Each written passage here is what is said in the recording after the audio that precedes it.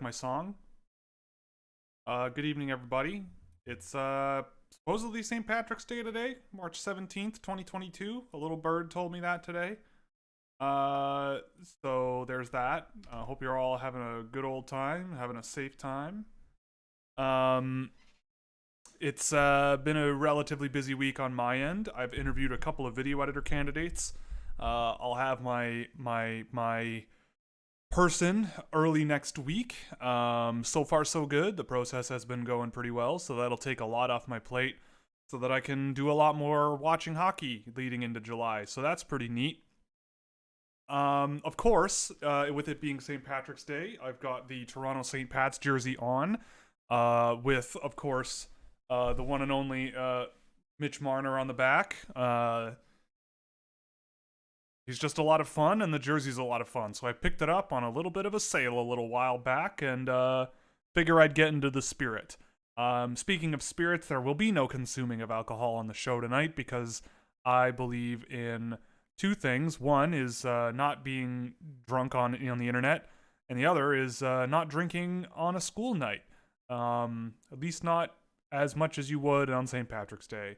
But if you are choosing to imbibe, please be careful doing so, and do not drive, because that would be insane of you to do. And far too many people still do it. We're getting down to it. I think next week, not this past weekend, or not this upcoming weekend, but the next weekend, I will be finishing up the data for the first couple of videos. Bonus points if you can guess who it's going to be. But yeah, and once the video editor is all set up and hired, it's gonna be a good time. I'm ready to rock. The studio is all set up behind me, ready to go, mostly, sort of. I'll move the Dyson fan before I shoot. You don't need to see that in the shot. But yeah, so start looking forward to the Scouching reports. Might not get one until the early bits of April. Just based on working with the editor and figuring out what will work and what will not. Or at least, doing the revisions necessary to sort of get on the same page with sort of a flow with how the reports are going to look. But yeah, so early April, and we're gonna be rocking and rolling. All right. Let me just check something quickly before we get going into the questions. Okay.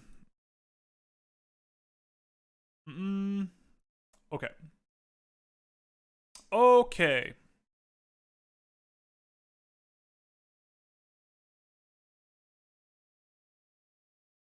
Okay.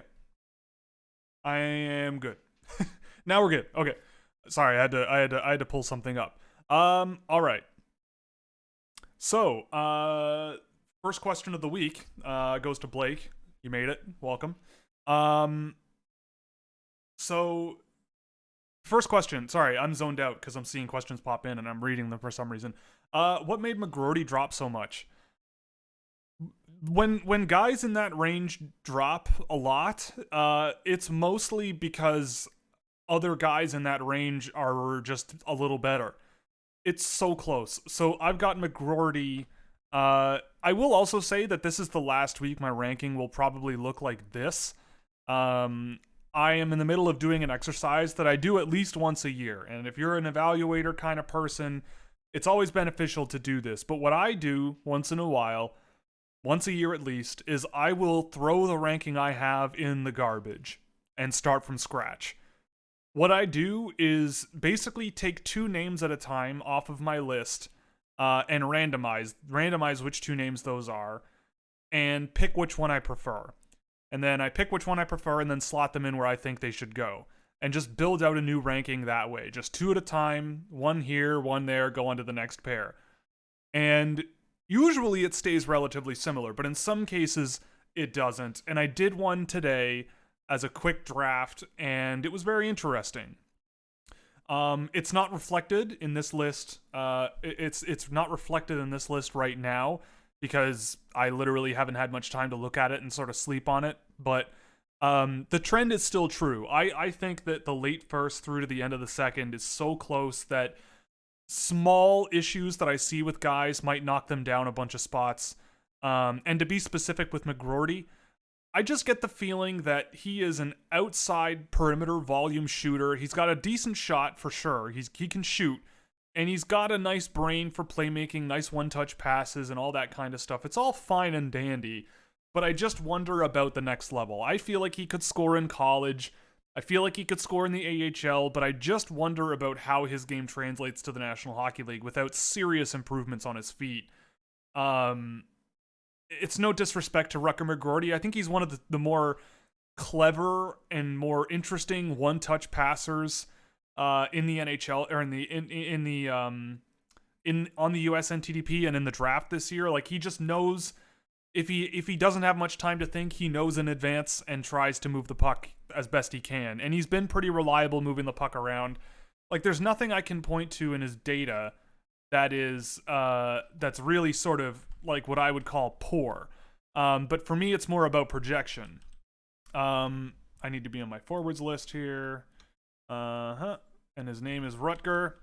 Also, for podcast listeners, before we keep going into Rutger McGroarty, the guys I tracked this week were Yuri Kulik down 3 spots. Philip Meshar stayed the same. Graydon Seatman moved off the watch list up into the regular list. Danila Yurov down a slot. Leon Bixel up 7 spots. Rutger McGroarty down 10 spots. Paul Ludwinski stayed the same. Sam Rinzel up 2 spots. Elias Salomonson down 9. And then I did a game of Cutter Gauthier and Jagger Furcus. Not Cutter Furcus. I don't think that person exists. Cutter Gauthier, and Jagger Furcus. But yeah, so I just pulled up Rutger McGroarty's data. And it's all perfectly acceptable, right? Like, a lot, really solid passing data. Tons of dangerous pass attempts. Decent completion percentages from there. You know, a lot of low danger shots. He's rocking about an 80% low danger shot rate. And, you know, usually after about 3 or 4 games, you can kind of say that there's a bit of a trend there, especially when you've got a guy shooting as much as he does from the perimeter. His transition data is very good offensively, but similar to a guy like Cruz or Chaz Lucius last year or Sasha Pastajov, there's just not much defensive involvement there. Like, he does get involved sometimes to get in there, but I don't really see him as much of a needle mover in transition, but a decent finisher. So other guys I think just bring more that I personally like, and I think Rutger just is a shade behind those guys. And he has the benefit of playing with some really talented line mates. Thoughts on Anton Chekhov? Is that the guy from Star Trek? I know that there was a Yeltsin guy. Yeah, Anton Chekhov, another Russian playwright. Can't say I know much about such works as Fat and Thin or The Chameleon, but I'll check it out. I'll check them out. Always down to read some more Russian authors. Brian Stewart. Hello, Brian. I have to ask what you thought of Rinzel's second stint in the USHL so far. I think Sam Rinzel is great. I had an NHL scout reach out to me about, hey, what do you think about Sam Rinzel? And I had never heard of this guy before, and this was maybe a month ago, or maybe a month and a half, but I thought, okay, like, this guy's legit. It did not take very long to think that guy was one of the better high school players in Minnesota that I had seen, at least for draft eligibles.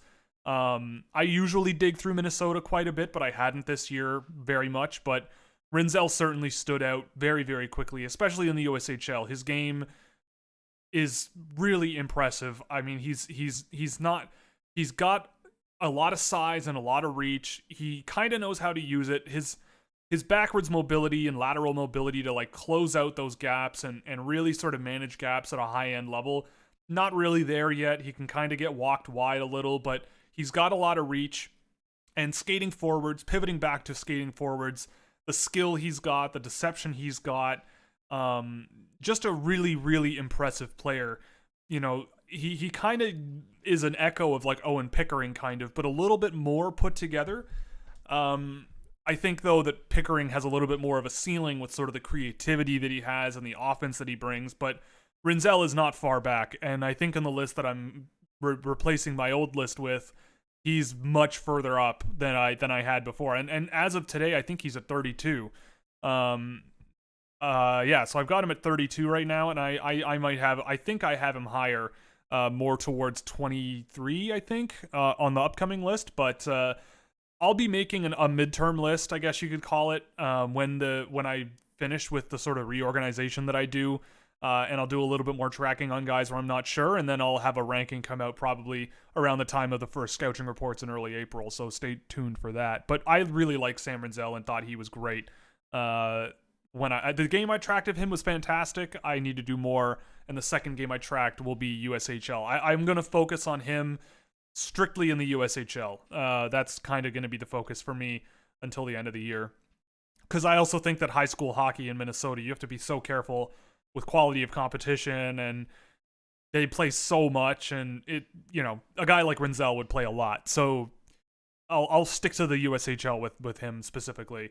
Hello, Rushan Balobal. Hello, welcome back. Why Salomonson dropped so low? So Elias Salomonson, someone asked last week who the most confusing player in the NHL draft was. And Salomonson has to be that. Like, I honestly thought he could have been a top 10 pick this year. I remember seeing him last year carrying pucks up the ice, fighting through pressure, using his size to his advantage, pushing offensively. He's got a really nice shot. He can score goals, but it just has not happened this year. And it really feels like, in the junior league at least, everyone is telling him not to play any kind of offense of any kind. Like, I'll pull up his tracked data, because it's a pretty big sample now, and so I bumped him up before last week's stream because I had watched some tape of him in the SHL, and his defensive game in those games was really good. Really strong on players, simple outlet passes to sort of get breakouts going. Really simple but strong defensive game. And I thought, okay, there's that, but then there's the offense that I remember seeing in prior years that has disappeared. And then I did another junior level game this week, and he was bad. Like, I know Elite Prospects had him unranked, and I think that might have been a bit of an extreme reaction based on where he was last year. But watching him play in junior, yeah, like, he's not effective. Like, he drives decent results, but, I mean, you might look at his pass attempt number here approaching 100 and almost 80% pass completion, and the transition data is really good, but you have to look at the involvement, right? So 18% offensive involvement amongst defensemen. 18% involvement amongst defensemen puts him 37th of 45 defensemen I've tracked in terms of offensive transition involvement, and defensive transition involvement is worse. It's 38 out of 45, and that's in a junior league, and that's a problem. He's just not active in play at all. But when he is, he's efficient. So he plays, it's almost like he's playing so cautiously that it harms his projection as an NHL player. So, I mean, I could see an NHL team drafting Salomonson 20th because they have good intel. Maybe he wants to leave and he'll have a completely different style of play coming over. I don't know. For a guy who scored as much as he did last year, being 32nd of 45 defensemen in terms of creating shot attempts for his team, it's a complete 180, and it's bizarre. One of the lowest zone transition rates of any defenseman I've tracked this year, period. He's 42nd out of 45. It's very weird. And at the same time, I could see him going in the third round, right? I mean, he's big, he's got some skill, but not a ton. He can really shoot the puck. I think he's stronger than people might think. He's extremely young for the draft class. So, I don't know. It's again, he's in the same range as McGroarty, where like small changes can have big effects. And I think Salomonson, there are flashes where you see what he wants to be or what he could be, but then most of the time he's just extraordinarily passive with the puck. D-to-D passes all the time, really, really simple passes, not really attacking the middle very much, with the puck especially. But yeah, a lot of it is just that there were some other guys that I've seen recently where I'm going, yeah, like, you put a gun to my head and picking a guy, it probably won't be McGroarty. You put a gun to my head and it probably won't be Salomonson. And there's other guys where it's like, yep, I probably would take a chance on these guys and see. I just think that there's more likelihood of a bunch of other guys becoming NHL players that are net benefits than McGroarty right now. And Salomonson, I just don't know what to think, and I don't like not knowing what to think when I have a guy on the outside of the first round. Like, I think there could be value there, and I would definitely draft him at some point, but he's been a very, very, very, very weird, very, very weird player. Do you think you were wrong about Jack Quinn? Also, do you think Wright may face similar pace issues when transitioning to the NHL as Lafreniere did? So with Jack Quinn, I am not going to say look, my thing about Jack Quinn was he was drafted too early because I felt like he needed a supporting cast to do what he does best. Never did I dispute his goal scoring or his playmaking. He was one of the better raw offensive output playmakers in the draft. But I've looked at him playing in Rochester. You know, he's had a fantastic year. I still look at JJ Peterka and go, I feel like that guy's more of what I want in a player. And I know that those two play together often, and they both are having ridiculous years. And so if it turns out that both Peterka and Quinn together are a winning combination for the next 10 years, and that's what gets Jack Quinn to 30 goals, then so be it. Great. But I also still firmly believe that if Marco Rossi hadn't had things go the way it went for him, for example, we would be talking about Marco Rossi playing his like 100th game, maybe at this point in his career. Like, he did not look out of place playing for Minnesota this year. He's been great for Iowa as a rookie after everything he went through last year. So I look, Jack Quinn has, I look back at my rankings in 2020 and I still feel pretty good about them, even though Jack Quinn was like 21, 22 on that list. I think a big thing that kind of showed me that there might be limitations to his game came out in the World Juniors last year, where he really struggled for ice time and really struggled to keep up.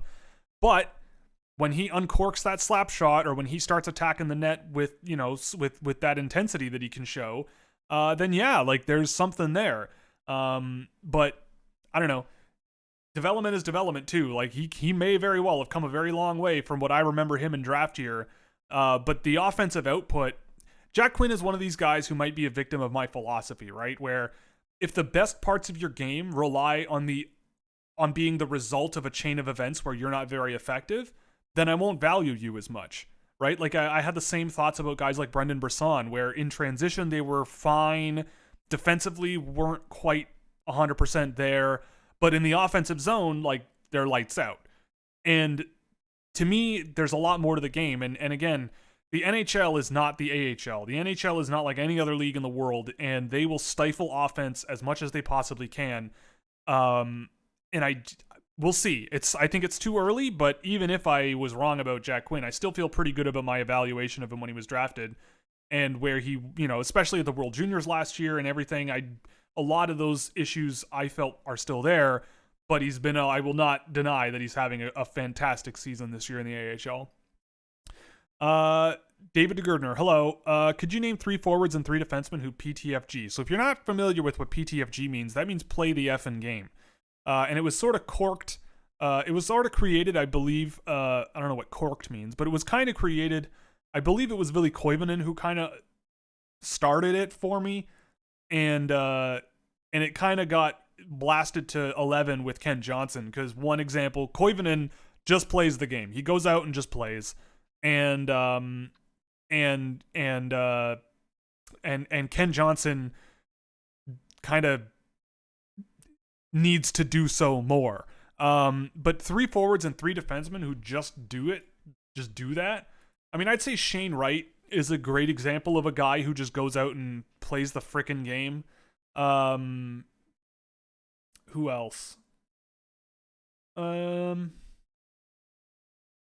a different way, I'd say Liam Ugren. So yeah, Wright, Ugren. I'm gonna throw Adam Sikora in there, a little bit of a wild card, but like, just the energy level he brings and the defensive game he brings, he just goes out there and plays. I mean, I think he can force play a little bit and sort of over plan and overthink things.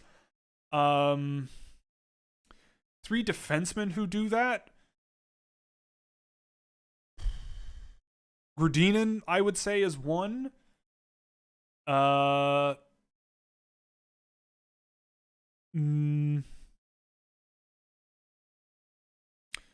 hmm.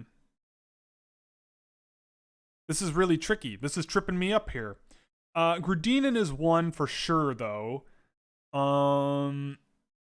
Odelius as well certainly has his moments.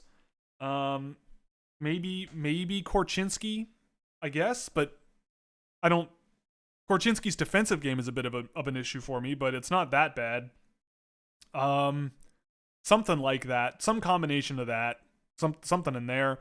Östlund is a really good example too of working around it, I guess. Like he has limitations, but he goes out and just moves play in the right direction and plays pretty well.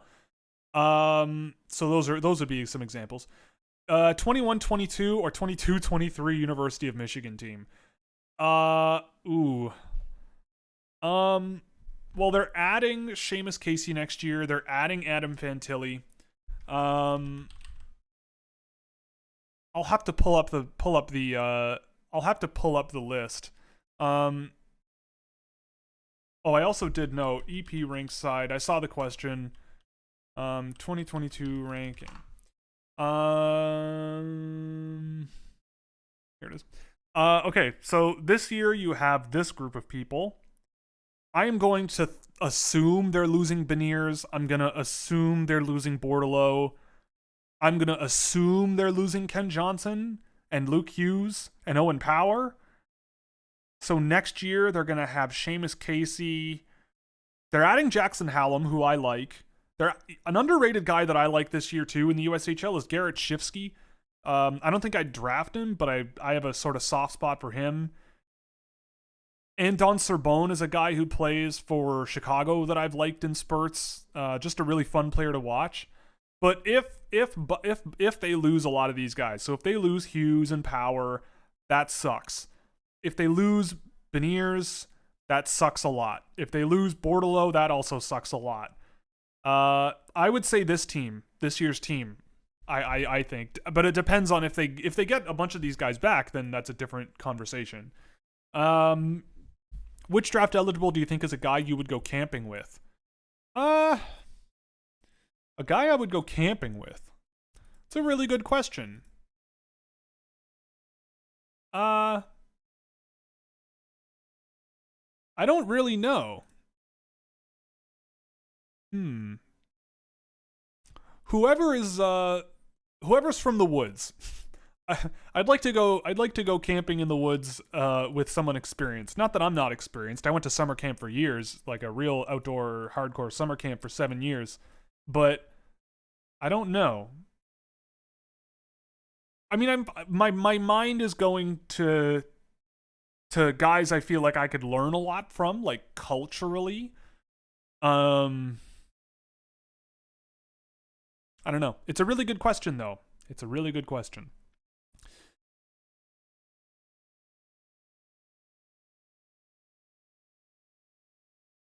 You know what? Let's throw Vladimir Grudinin in there. I'd like to go camping with Vladimir Grudinin and just like pick his brain about what it's like being an undersized defenseman that plays his style, what his life has been like, where his life is going, and chopping wood. I don't know. How has Savoy looked recently? Honestly, have not seen a ton of them. I'm gonna tread lightly because your avatar is a Winnipeg Ice logo. It would seem that he's starting to heat back up with 13 points in his last 10 games. Cool. I haven't seen him very much recently. I have a couple of games archived to do, so I'll catch up on him and let you know. Oh, and your username is Let's Go Ice, so that adds to it. Savoy's incredible. He's been amazing. No, I'm kidding. I mean, I'm sure the same, like, Savoy is a player that I think is going to be inconsistent just by virtue of how he plays. I think that's mainly the big thing is that just by virtue of how he plays, just because of the skill and shot quality, but the lack of true projectable pace. Excuse me while I not so secretly just turned the Leaf game on tonight because they're wearing the green jerseys. I'm wearing the green jerseys. It's St. Patrick's Day. You got to do what you got to do. Okay, Ryan Frechette, evening. Well, I guess I could finish on Savoy. So it's it's the separation skill that I think he kind of lacks, the separation speed. But if an opposing team makes the mistake of leaving him open and giving him some space to play with and not sticking to him enough in the neutral zone, then yeah, he can take advantage of that, and he can make a bit of a ruckus. Evening, wondering how impressive Braden Yeager's 30 goal draft -1 is. I really like Braden Yeager. I was watching Jagger Furcus today, and he was on a line with Yeager. Yeager looked great. Quick, skilled, really nice release on his shot. It's impressive. I mean, scoring 30 goals in the WHL period is really impressive, but to do it as a 16 or 17-year-old is quite something, especially with runway left in the draft. So someone asked, so the next question's about the EP Rinkside rankings, and I believe someone asked something more specific about them. Like something about, so Brian asked about where they recently ranked someone much differently from me, and I can see why. So I'll just blend those ones together. Let me just move back here. Okay, so I have the EP rankings in here, and if you haven't seen them yet, here they are. Actually, I think what I might do is, just to make it easier, actually, no, I won't. I won't do that. I'm just going to go through here. So I'll just go through them really quick, like not through all of them really quickly, but I'll just go through some general thoughts. Basically, I mean, I think this draft is wide open at the top. I understand why people aren't as high on guys like Cooley and Lambert as I am, really high. And I understand why a guy like Jiricek especially would be at number 2. I've seen some stuff out of David Jiricek where you go, this could be very interesting if he breaks right. You know, he's got he has a really daring and creative mind when he wants to use it, and the skill is not quite there yet, but you can see the wheels turning in the right direction. Like, there's a lot of things where I just sort of sit back and put on my development hat and go, if he just practices more, he could really be a very, very, very good player. And I think a lot of it comes down to, I don't want to pick a guy at 2 where I'm going, what if? I look at a guy like Logan Cooley, and I look at a guy like Brad Lambert, those two especially, and I go, if you handle them the right way and sort of encourage them in the right ways, they will be anchors on your offense for a long time. And with Jiricek, you know, like, is he a top pair defenseman in the NHL? I think he could maybe get there, but it's a big maybe. And I feel like with Lambert and Cooley, the only reason why they wouldn't get to be at least a top 6 offensive forward is because they're, you know, square peg in a round hole with whatever team picks them. Nemec at 3, I don't see it, and I don't really get it. I've seen Nemec quite a bit this year, and he's been playing very well in the Slovakian league, but I don't know. He's a serious puck carrier. His passing is strange. Like, he'll toss pucks up the ice when he doesn't really have to. But last year I said the same thing about Simon Edvinsson and wanted him carrying more pucks. But I do see less of a high-end skater with Nemec. I do see less of a higher-end skater with Nemec than Edvinsson, and not as much real projectable skill. Like, if you watch Nemec play, he's not really protecting the puck as he skates with it a whole lot. He's more shoveling it around the ice, which is fine until it isn't. Guys who can protect the puck, you know, tight with their blade wrapped around the puck, can move and adapt much quicker than the guys that just sort of skate forwards, shoveling it up the ice. And like, Nemec makes nice quick cuts, and he can turn around the ice, and he looks real nice when he does it most of the time. But again, top 5, like, I don't see Nemec as anything more than a top 4 guy. He's one of the least involved defensive defensemen I've ever tracked. Like, he is so passive on defensive rushes that he just doesn't get involved. I think he might be lower than everybody.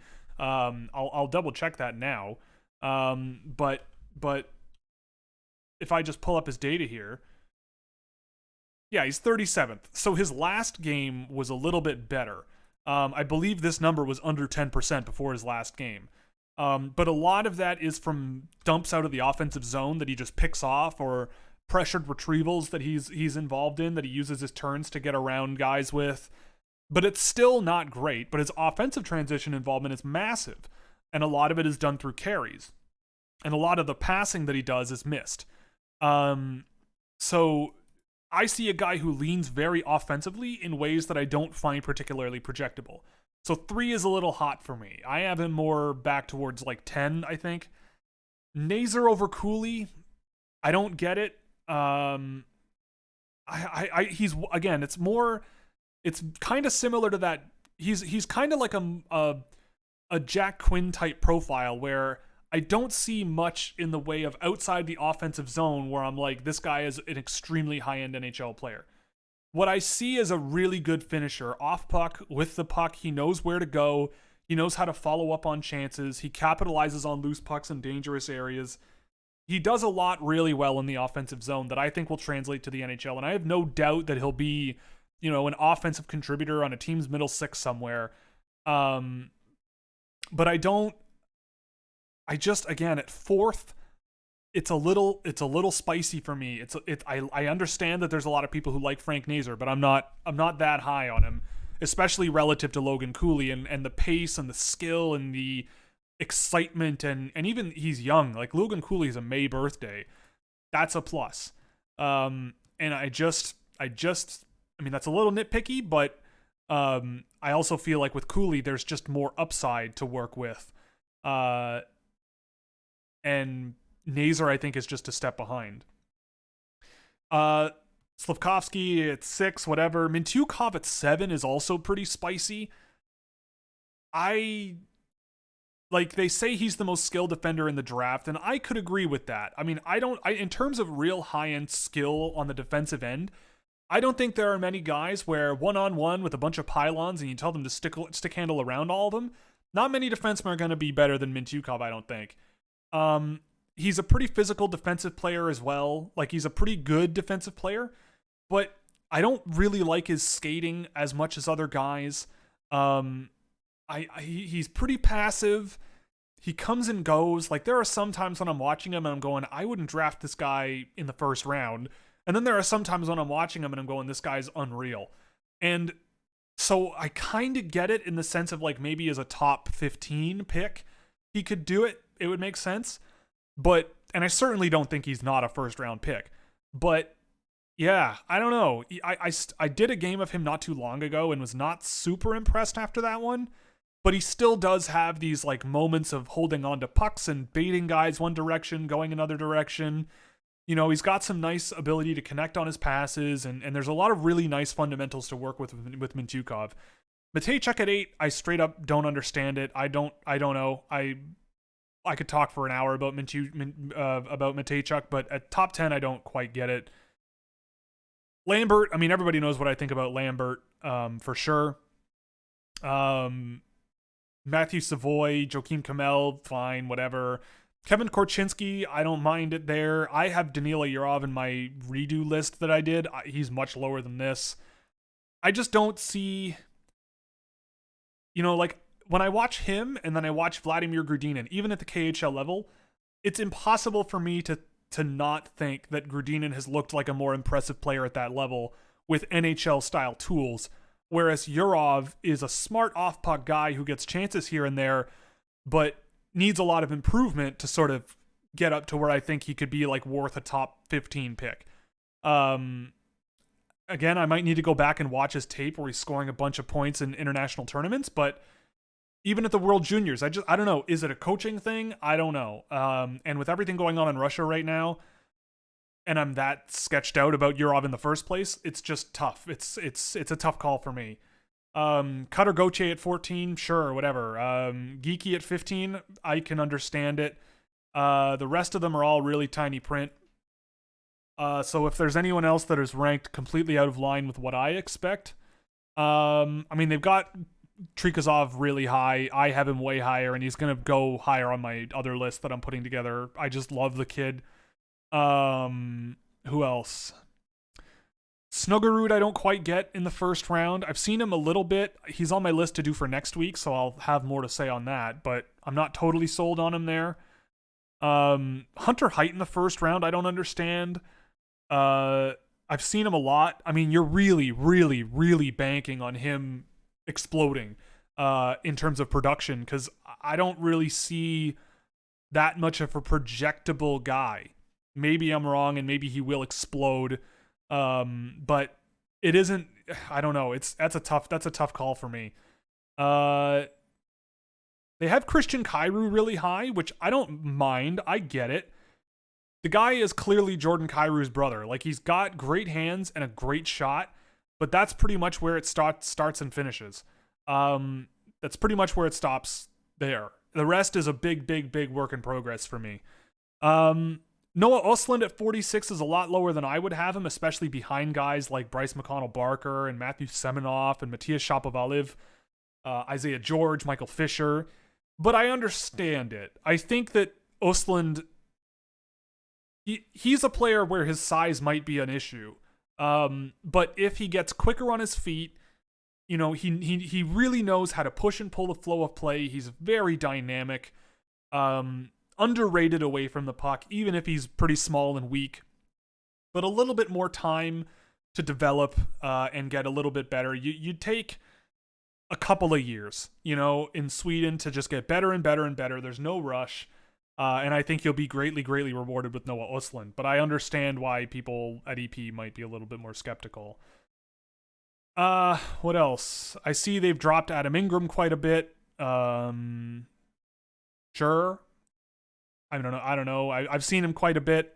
I don't know what I'm really saying at this point.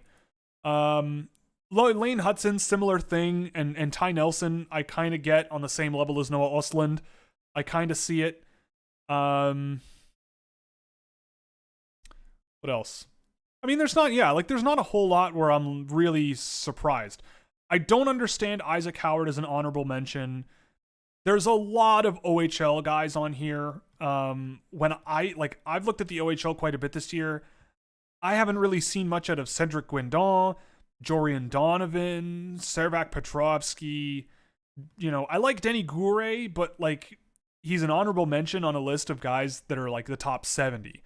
There's about 75 guys on this list, and these guys are on it. Like Pano Fimis, Evan Konyan. Like, that's just a lot of guys that I think there are better players elsewhere to look at. But it's kind of nitpicking if you're in the honorable mentions list.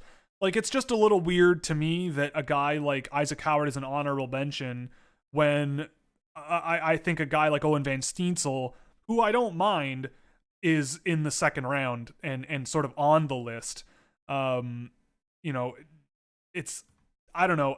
I know what they think about him, but I don't agree with it, especially based on the more recent game I've seen of Isaac Howard. Like, if anything, he seems to be settling into his game more and more every time I've seen him and tracked a game especially.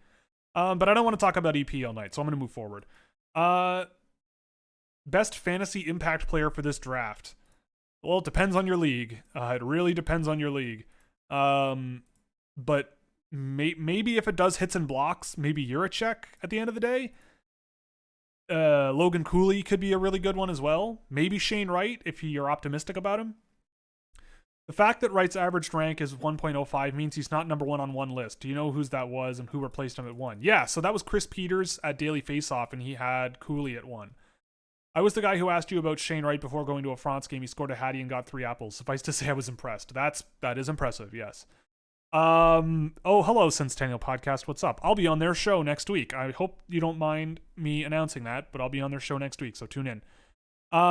Weekly 2023 draft talk. What is the overall opinion on Braden Yeager, and will be able to watch Smith? And have you been able to watch Will Smith play in the USHL?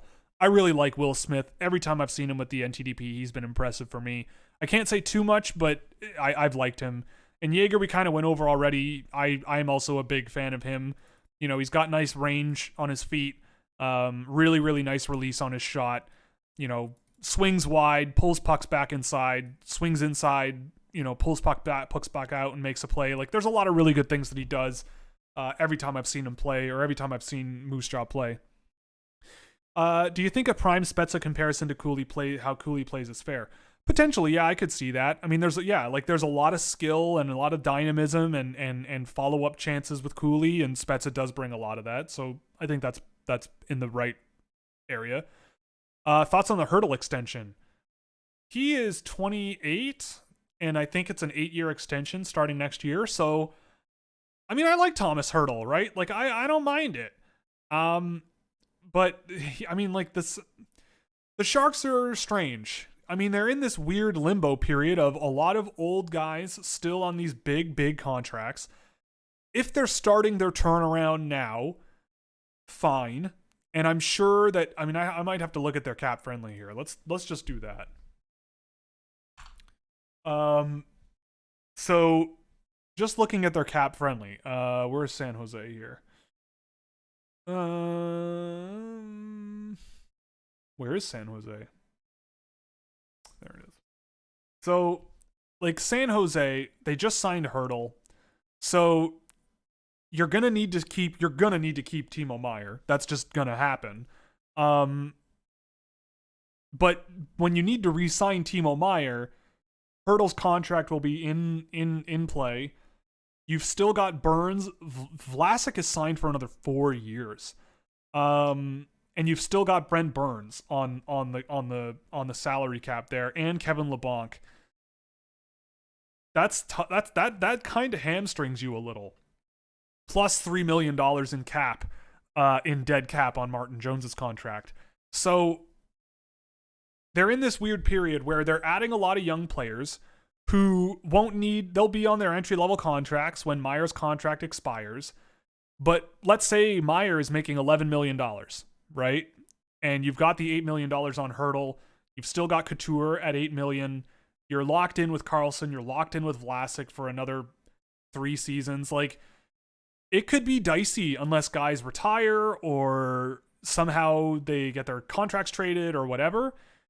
It's it might be tough, but it's not impossible. You know, like everybody talks about, the Toronto Maple Leafs have all these guys making $10 million or more, right? They've got Austin Matthews, Mitch Marner, John Tavares. I would throw Morgan Riley on there, who's now going to be making like 8 and something, I think. And William Nylander is making 7, let's say. Like, that's, on an estimate, almost $50 million.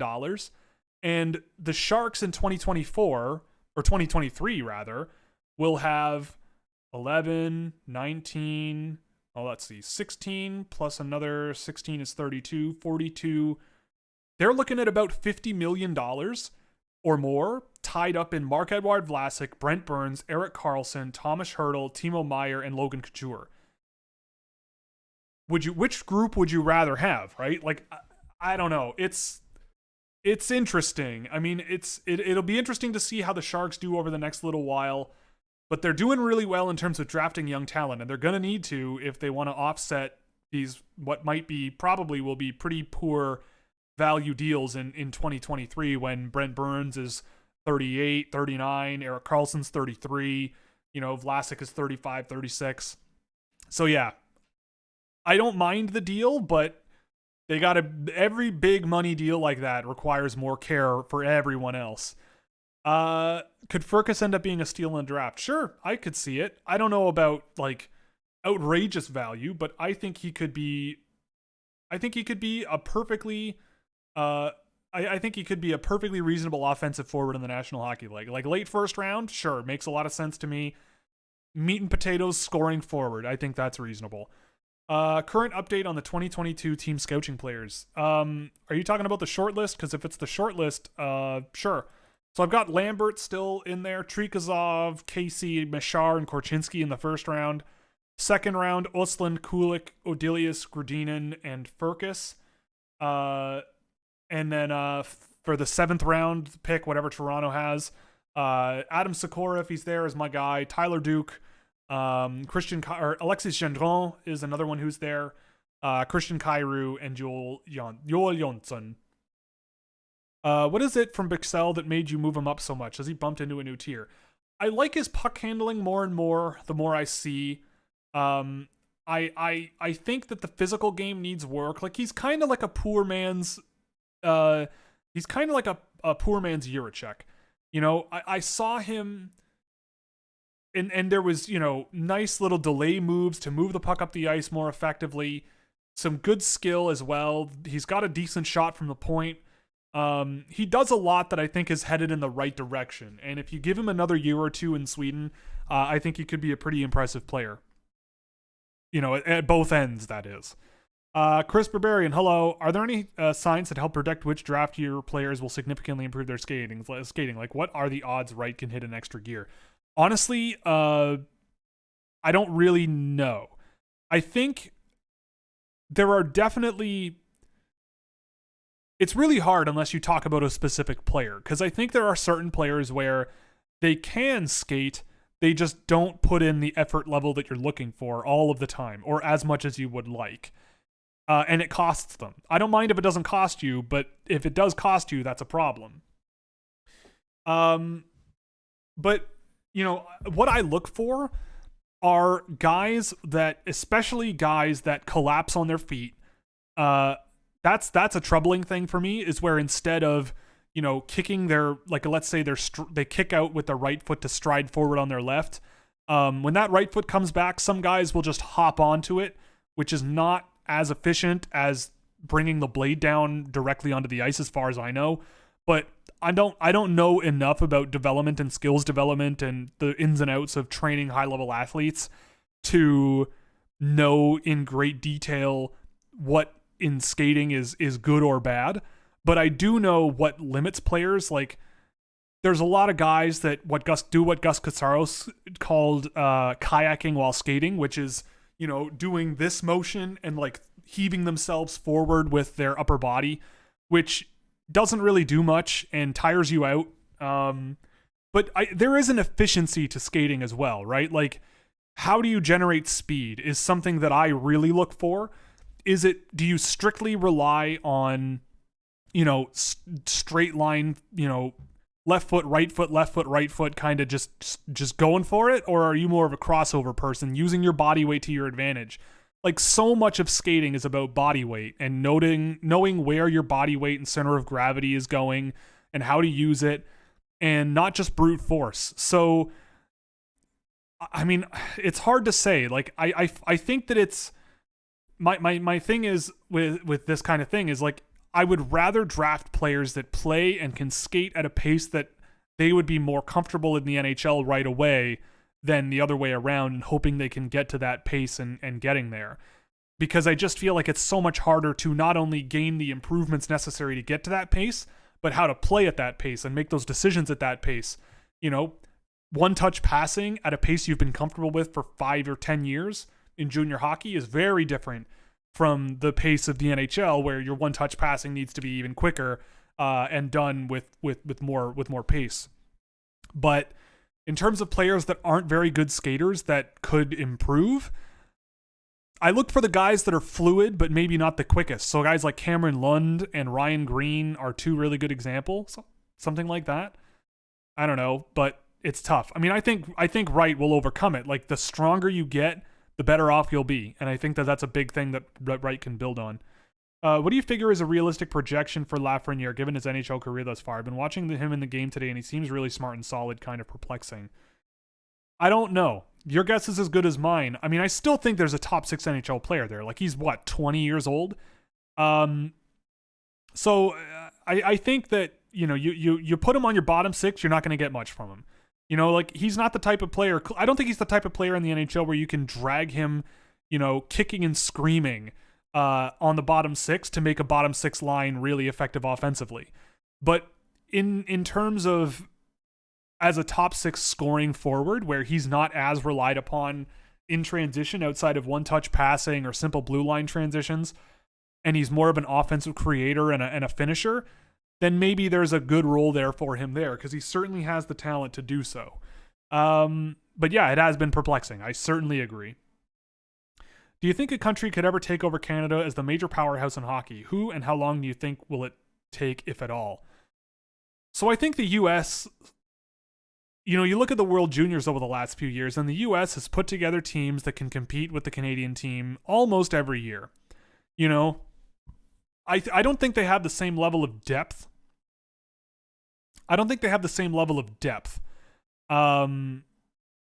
yeah, I don't think they have the same level of depth in terms of what the Canadians provide, but they're a best on best can certainly go toe to toe these days, no problem, any given year.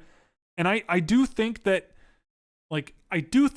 Hockey Canada and the way that Canadians play and all of that stuff is being exposed by the Americans, and they kind of get by on the sheer love of the game that Canadian kids have.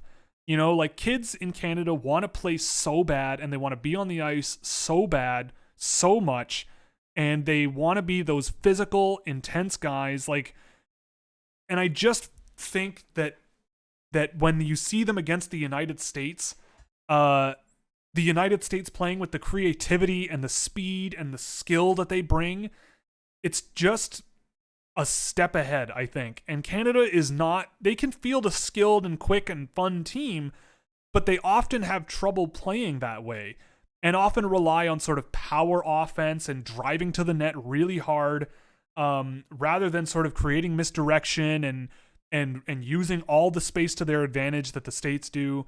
But yeah, I think they can go toe to toe for sure. How would your top 5 look in a redraft of 2021? I'm not doing a redraft for 2021. It hasn't even been a year. Like, it's no. What are your thoughts on Elmer Soderblom and the progress he's made in Frölunda? He's been really good. I always had a soft spot for Elmer Soderblom. I still have trouble seeing him as anything more than like a fourth line NHL forward.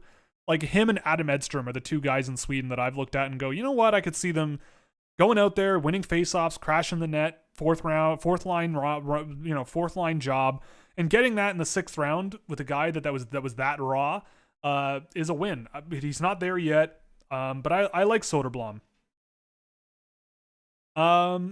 Where would you take Christian Kyrou? Are his points legit, or is he empty calorie offense? So Christian Kyrou, his offense is legit. A lot of it is even strength. He's got great hands. Really, really nice shot as well.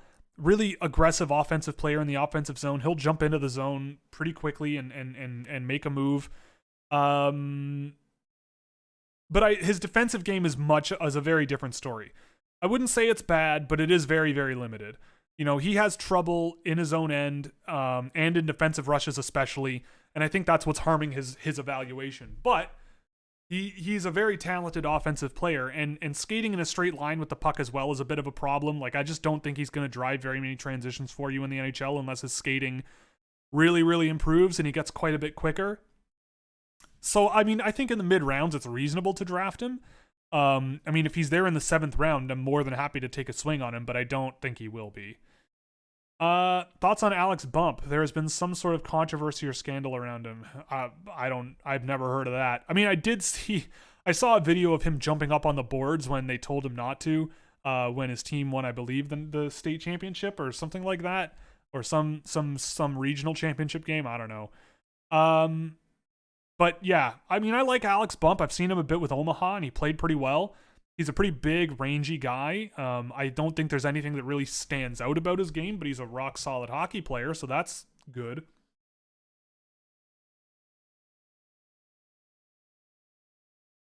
Excuse me while I have a drink of water here.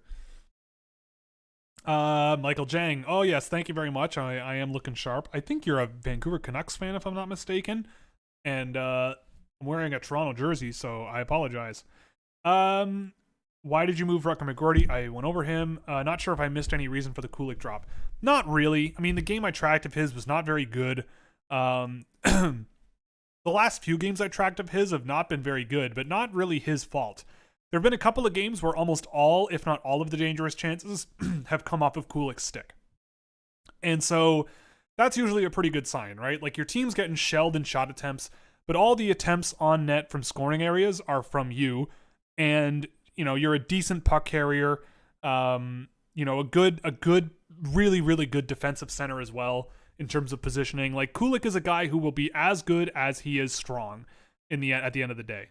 And I think that'll be very interesting to see how his development goes, because I'm a big fan of Kulik.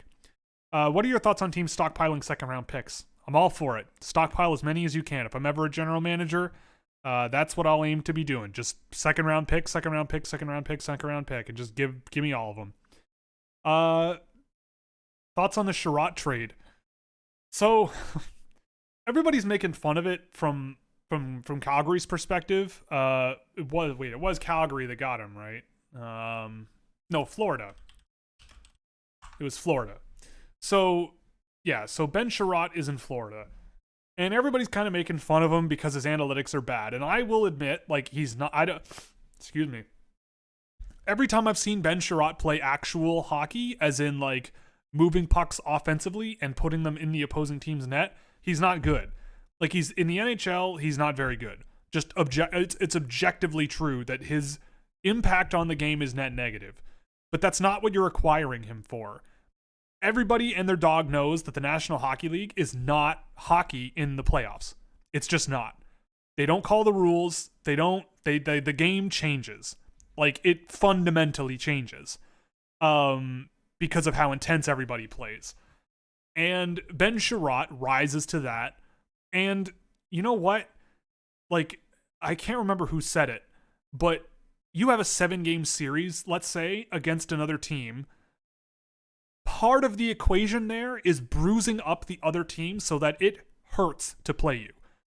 And if Ben Sherratt is not going to get called when he's cross-checking guys in the back 7 times in front of the net every single game, if he's not going to get penalized for that, the team he's doing it to will feel those cross-checks. And it may have an effect. You know, if it means that someone is just slightly less comfortable on a breakaway, for example, with their skill or their shot because of their back, because of a cross-check he got from Ben Sherratt that another defenseman wouldn't be willing to do, and he misses a shot that would have gone in to score, let's say, in overtime in Game 6, then that makes a difference. Obviously, Ben Sherratt, I don't think the impact on the game is going to be that huge directly, but there is the argument that his indirect impact could be measurable. Would I have paid a first-round pick, a relatively good prospect, and a fourth-round pick for him, even if he's not, especially if he's not coming back this year? Next year? No, probably not. I would probably just tell my defenseman to go watch Ben Sherratt tape and go, do what you're doing normally, but when you're in front of the net, do what Ben Sherratt does, because you won't get called for it. And if you do, we'll deal with it, but you won't be, because it's the playoffs. So I get it. It's hilarious what they got for him, and Montreal fans should be thrilled, but also I understand why you get that guy, why you go and get him. I don't like it. Like, I don't like that the NHL playoffs is a completely different game, but that's just the way it is. Would I do it for my team? No, but I understand why Florida would be doing it. Why does Ottawa draft big players over skilled? Because they're big, and big players are stronger, quote unquote. And that means that they can eat the skill guys for breakfast. I think that's the calculus. Huge question for you. I can't decide. Cooley, Nemitz, or Savoy? I go Cooley. Is Boucher a bust? No, because it's only been like 6 months since he was drafted. You can't. I don't like the word bust. I don't like it. I don't think it's a reasonable thing.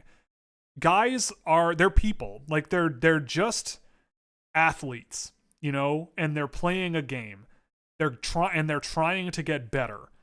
The fact that a team thinks that a player could be better down the road and they turn out not to be,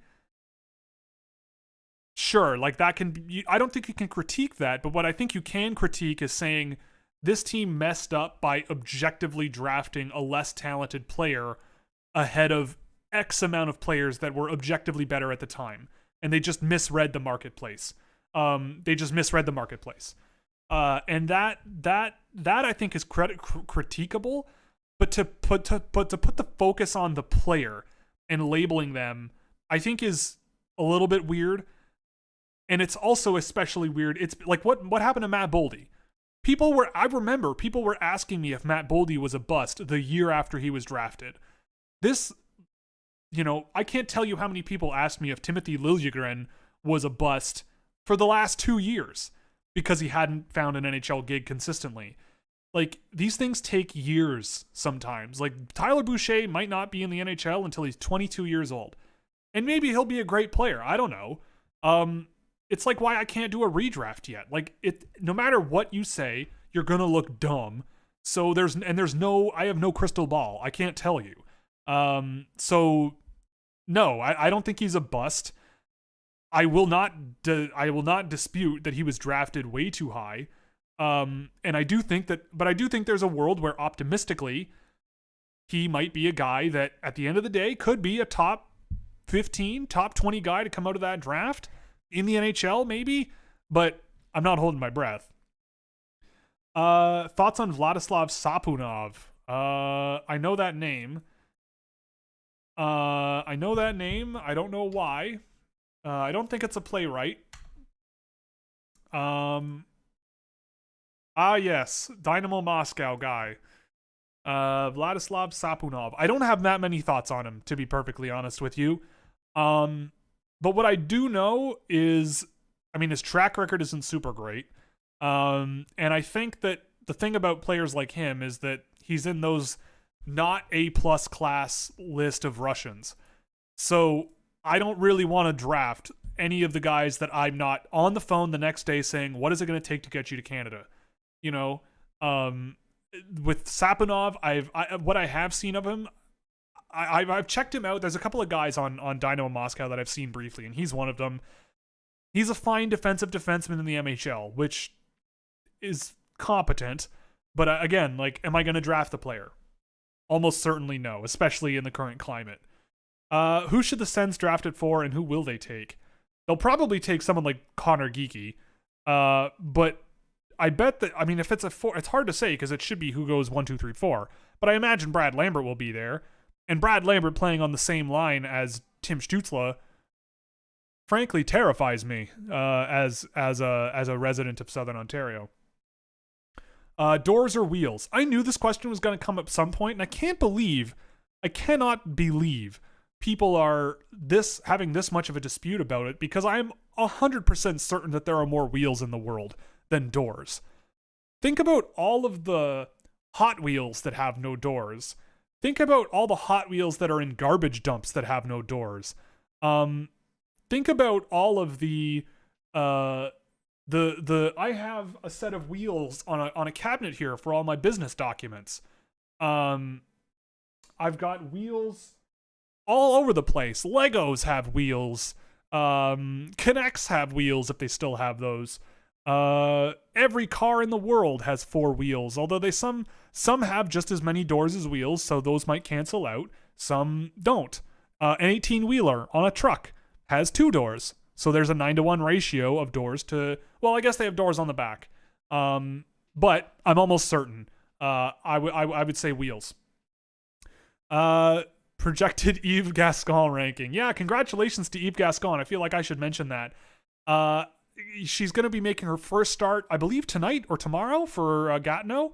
The third, I believe, third woman to make a start in the Quebec Major Junior League, but it hasn't been for a very, very long time. So all the best to Yves, and hope she does well. Is Shalgren the Leafs savior?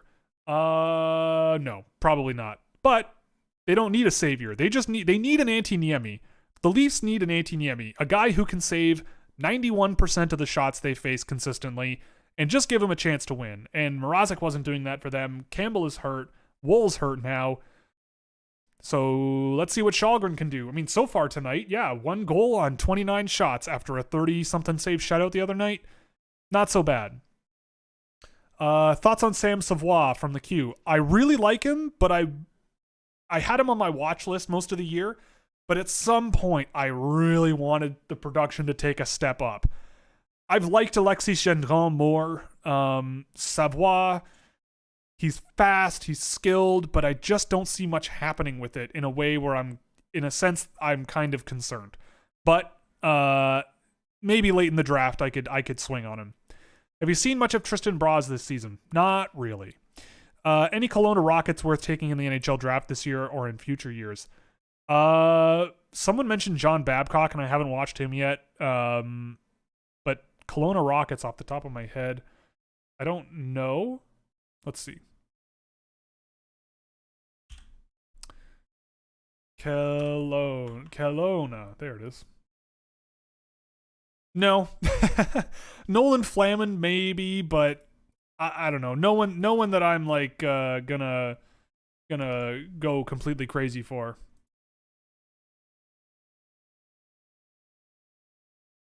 Who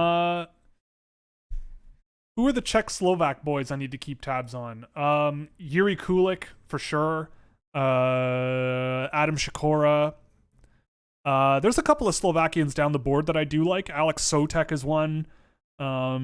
He plays for Bratislava, but doesn't play very many minutes. Absolutely torching the Slovakian Junior League, but that does not count. Who else? There was one more, I think. Sakura, Sotek, Kulik for sure. I still like Yuri Tiacek quite a bit, and I have all the hope for him for sure. I just saw a question just during the stream. Have you talked about Bixel? Yes, I have. Bixel came up a little bit earlier. What do you think of Fantilli's teammates Joe Miller and Sam Lipkin? Really like Sam Lipkin. He was one of my sleepers last year. He was on my watch list as a guy where I'm like, I don't think he'll get drafted, but like I want to see how he plays next year. The Islanders drafted him, and I think they got an interesting pick in the 7th round there. Skilled, creative, just a lot of fun to watch. Typical Chicago Steel bunk. Joe Miller, I don't think there's an NHL player there, but he's been fun to watch. Nice shot. He's, got some skill as well. But yeah, big fan of Sam Lipkin for sure. J Run, hey Scouch, what's going on? Just starting my draft research now. The Sens are officially eliminated, pretty much with Shabbat out for the next year. Yep, that sucks. Just got Shabbat in a fantasy hockey league trade today. Someone in a playoff position wanted to dump him, so I took him. How's this year's top 10 prospects compared to maybe the last 3 drafts? So the last 3 drafts would have been 19, 20, 21. So I'm going to order it 21, 19, or sorry, 20, 19, 21, 22. That's my vote. I'm not super high on this year's group. I'd say 22 is very close to 21, but 2019 is ahead of 2021, and 2020 is ahead of 2019. 2020 was a crazy year, at least in my view. Hey Will, did you get a chance to check out Kent Anderson? I did actually. I saw a bit of him. He's one of those guys where I don't think there's anything necessarily wrong with his game, but there was nothing that really blew me away. Like, no real needle-pushing traits where I'm going, this guy could do this in the NHL. I just don't know. Maybe there's something that he finds down the road, like in college or something, that could help me along, but I don't see much there right now. But he wasn't he's not a bad player, but it's more about moving the needle. And most of the guys on my list that I want to rank are like, at the very worst, like there's a chance that I could see them moving the needle in the NHL based on how they are now. Whereas with a guy like Kent Anderson, if I sat down and told him where to go from here with his game, my answer would be like, get good or like better. Nothing's terrible, but get good. I don't know, which is not super helpful. Can you do a redraft of the top 5 players drafted by San Jose in 2020? I don't know. Oh my god. Again, like I don't really like doing redrafts, but specifically for San Jose or specifically for one team, I guess it makes sense. Can I flip it around this way? Yes. Okay, so this will help. So San Jose is here. So you want Weisblatt, Bordeleau, Robbins, Gooch, and Co. I'm gonna go Gushchin, Weisblatt. No, Gushchin, Bordeleau, Weisblatt. Yeah, this is hard. Gushchin, Bordeleau, Weisblatt, Robbins, Co. But Co is not far back from Robbins or Weisblatt, and those 3 guys are pretty close. They did extremely well. I'll say it. What makes Lambert better than Savoy? I like his speed generation ability a lot better than Savoy. I think they have similar processing concerns in the offensive zone. Significantly better transition results for Lambert. Savoy just doesn't have a separation gear, whereas that's all Lambert has. Lambert is an extremely good puck retriever, underrated defensive player as well, tons and tons of skill. He's one of these guys where it's just like he has all the talent in the world to put it together, and if he puts it all together, he's going to be a rock star. And Savoy, I think there's still a bit of work to do, and I think at the very worst, he becomes a power play weapon. But I don't know. I just think with Lambert, there's just another gear. There's another step in terms of pushing play consistently that I think puts him ahead of Savoy. Excuse me. Okay.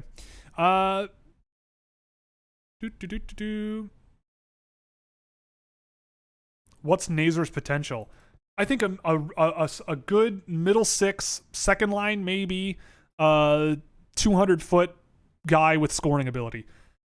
Like, I think more likely he leans offensively, but if he sort of leans into his intensity and his skating improves, then I could see him being a good sort of 200-foot guy that can finish, but not maybe get the greasy goals rather than the beautiful skill goals, but he has a bit of that in his game for sure. Opinion on Marco Kasper. This is from Twitch. I've kind of slowed down on Kasper. I think he's got a good sort of 200-foot brain for the game, but there's nothing that really blows you away about him. He's got okay skill, okay pace, smart defensive brain, smart offensive brain in terms of getting to the net, finishing chances, but just not much goes his way. The last couple of games I've tracked of him, they've been abysmal. His goal differential relative to his team is terrible. And there's a few situations where I'm sitting there going, yeah, you missed your assignment there. Like, or you're just too slow to close those gaps or something like that. But, he's a nice blank slate to work with. Maybe not the sexiest pick for your team if it's him, but as a reasonable bottom six guy down the road, I could see it easily. What's your opinion of Denny Gouret? I like Denny Gouret quite a bit. I saw him last year at the Peterborough hockey tournament or whatever they did. Or not Peterborough. Was it in Erie? The PBHH, I think they called it. I don't know. But he was really impressive there. I haven't seen a ton of him this year.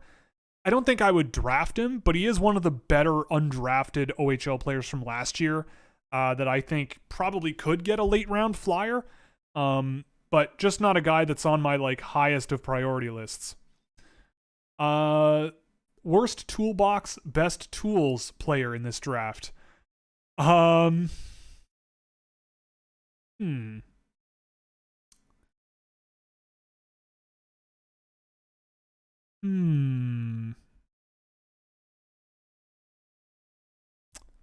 toolbox or worst toolbox, best tools.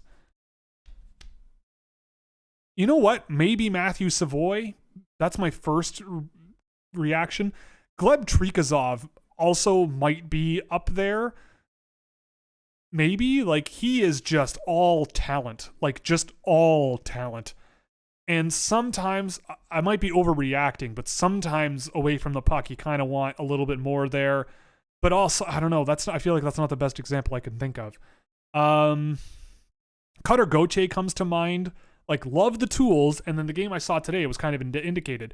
Love the tools, it just doesn't come out very much, and he just doesn't really bring it out a whole lot. He's got a lot of skill, and I've seen him make some really creative plays, but he doesn't. He enters the offensive zone a lot and shoots from outside all over the place, and I don't know, he's a really tough one to crack, but I think that might be an answer.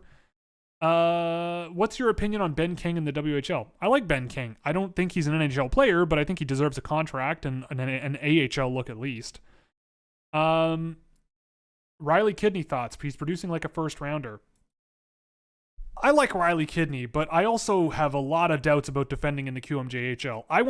I have been getting an insurmountable amount of questions about Riley Kidney and Josh Waugh. Is he good? Were you wrong? Blah, blah, blah, blah, blah. So I took an hour to watch some tape of both of those guys last year. Guys, I'm not changing my opinion. It's not going to happen. I didn't rank Riley Kidney last year. He's shifty and he's got some skill, but I don't think it projects with how he skates, his lack of size, his lack of resilience. He needs space. and the QMJHL is more than happy to give guys space if they want it.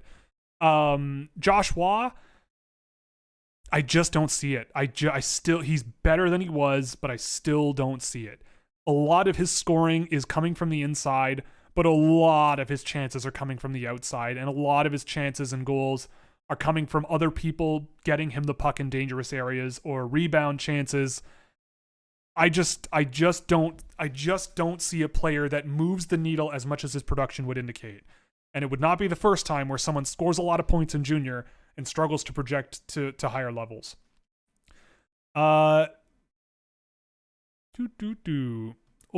to watch for. Well, I'm still a big fan of Lukas Gustafsson and Yuri Tiacek. Yeager Suchkov, I still am a big believer in. Mikey Milne should get drafted. Jake Martin, I still like. Dario Sidler has been fun this year.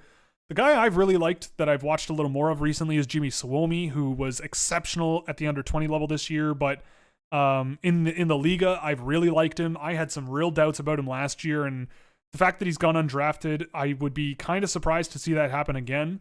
But he really seems to have been able to put his skating to better use, because last year it was flashy, but he was not using it very well to his advantage. This year seems to be a bit of a different case. Thoughts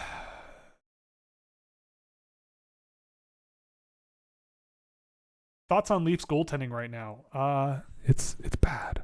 It's really bad. It's troubling. But if Shelgren's the guy, then good for him.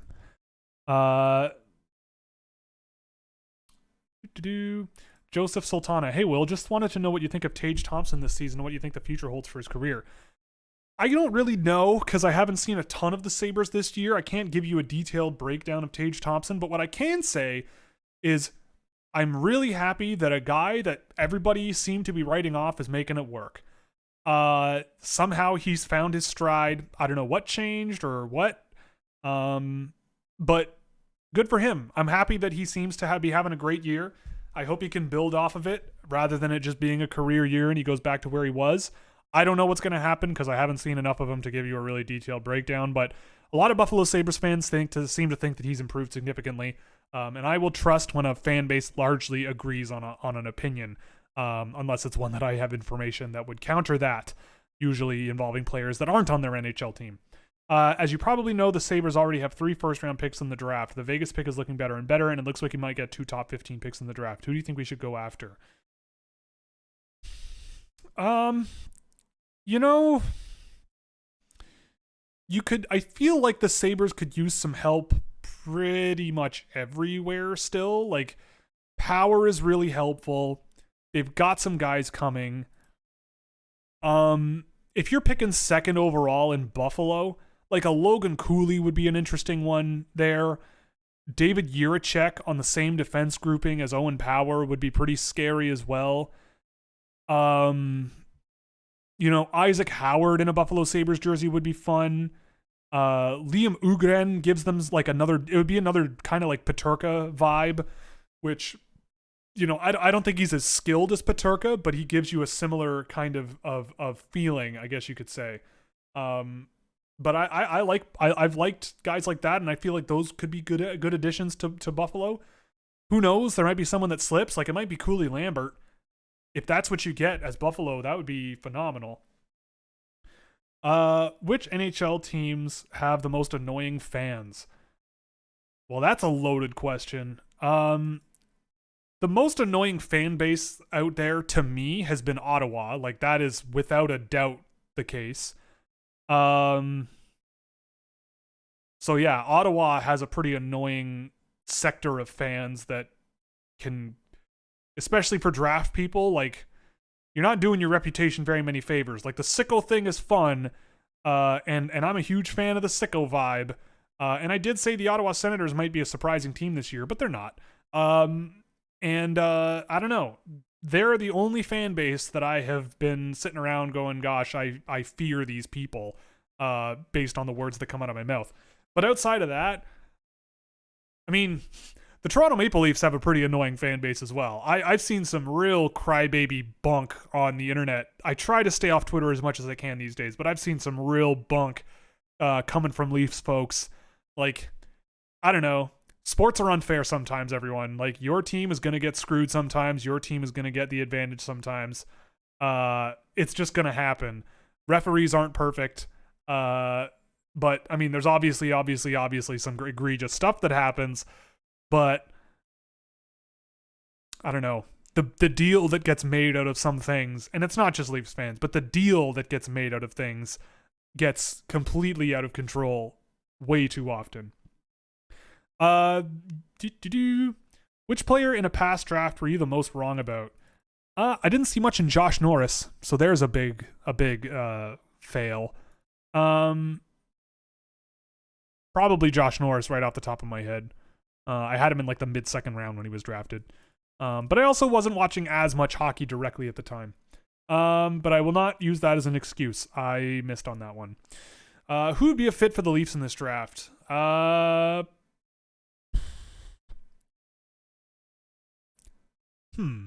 Who would be a fit for the Toronto Maple Leafs? You know, they could really use a Gleb Trikozov. You know, like, if you look down the list of the Toronto Maple Leafs, who are their guys that are an offensive threat from literally everywhere in the offensive zone? They have Austin Matthews, who has one of the best shots, but he's also combining that with getting inside a lot. But in terms of, like, who is their one-timer option from the circle on the power play? Because that could be Gleb Trikozov. You know, like, they have a relationship with Omsk, with Ilya Mikheyev, although who knows what's going on there now. If they can get Trikozov out of Russia and send him to the Marlies or something, or he goes to the OHL or something, I feel like that wouldn't be the end of the world. But I don't know. I just think that Trikozov will be there at their pick, and there's a relationship there, and he could be a rock star in Toronto and fit somewhere in there. Like, Toronto could use some more centers as well, some defense. I mean, if Korchinski is available, that could be a guy they go after, but I don't think Leafs fans really miss Jake Gardiner and aren't really looking for another one. Kyle Odelius, you know, there are lots that come to mind. Owen Pickering might be an interesting one for Toronto as well. Just to give the Leafs are small and soft people a bit of a pat on the back, a pat on the top of the head. Not that Owen Pickering is a particularly mean hockey player, but he is 6 foot whatever. Have you tracked John Babcock or Isaac Menard? No, I have not. If the Sabres do go after the defenseman in the draft, who do you think they should get out of Nemec, Casey, and Jiricek? Based on what they've got, probably Jiricek. Probably. That would be my vote, I think. Do you think NCAA Division I hockey is a higher level than CHL hockey? Well, no, it's just different. I mean, I think that Division I I mean, it depends. Like, I think the difference in quality between the best NCAA teams and the worst NCAA teams is wider than the best and the worst CHL teams. But also the NCAA, the age range is significantly higher. Yeah, the age range is significantly higher. So it's hard to tell you. I don't really know. When I watch both, it depends on the teams you're watching. I think there are more good teams in the NCAA, but that's because they have teams that have guys that are 23, 24 years old on them, and the CHL doesn't have that. So kind of by default, it's the NCAA. Thoughts on Arseny Griciuk? What more do I need to say? I've been a fan since he was drafted, before he was drafted. Every year he's just gotten better and better and better. And yeah, like, assuming he can get out of Russia, there could be a player there.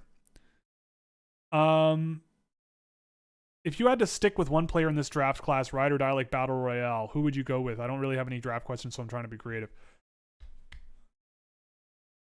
Stick with him, ride or die like a Battle Royale. I mean, Brad Lambert. I'm locking arms with him and riding off into the sunset. I know you don't like to talk about future drafts, but what about Sarah Valley reporting that teams are asking for 2023 picks over 2022? Could the 2023 class be that much better? I think the top end of the 2023 class, right at the top, is better. I think it is better, but I also think I think that teams are asking for 23 picks a lot because 21 picks or 20. I think a lot of teams have traded 21 picks. Like, if we just go look, let's take a look here.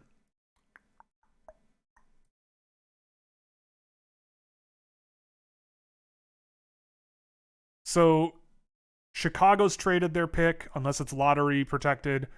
Vancouver or Vegas gets their pick unless it's lottery protected. Let's just say, assuming all the lottery protections don't kick in, you've got 1, 2, 3, 4, 5, 6 teams that have traded their first round picks already, with more likely coming. So that's a fifth of the league ish, which I don't know if that's a lot at this time of the year, but it seems like a lot. But I do think teams are looking at the calculus and saying, if we had the choice, we'd take 2023 picks.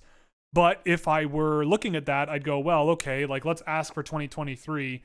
But if they're okay with giving up a 2022, then yeah, like we'll go with that, and maybe trade a 2022 for a 2023 at the draft, or trade down in 2022 for a couple of 2023 seconds or something. I don't know.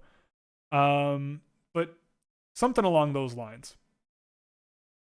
But yeah, I think that the top end of 2023 does look better. But I won't go beyond the top end of the draft. Who are some players you personally don't have ranked but have a high average ranking? So yeah, I keep track of that. Good for Eric Shalgren, another win. Good for him. So guys that are ranked high but I don't have ranked. Maverick Lamoureux is the highest one. Just not a fan of his game. Artyom Duda, also just not a fan of how his game projects. Alexandre Kaskamaki, Hunter Height, Pavel Fimis, Ruslan Gazizov, all these guys are ranked enough to be ranked on average on my list, and I just haven't ranked them. I'm not a huge fan of any of those players, to be honest. Nazer versus Savoy.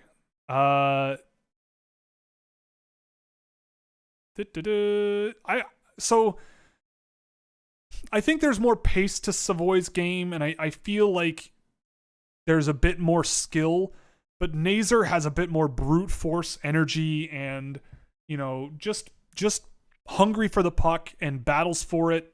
I mean, Savoy does that too, but I think Nazer does it a little bit better. He gets his scoring chances. He earns them all. Savoy is much more of a playmaker. So kind of different players, but similar value, I would say, in the draft. Does something about right not smell right? Like, are you sure how well he'll go in the NHL? I don't have that many concerns about him being an impactful player in the NHL, but in terms of scoring, in terms of offensive output consistently, off the power play might be a bit of a work in progress, personally. I wonder if the smart play is to draft Russians in the late rounds this year. It depends on the Russians. Like, if Gleb Trikazov falls to the 7th round, then yes, it's a very smart thing to do to draft Russians in the 7th round. I think we'll see in July. We'll see where things are in July. I don't know. No one knows what's happening, really, or what's going to happen. It could be smart to draft Russians in the late rounds, but those Russians may never, ever, ever, ever get the chance to come over.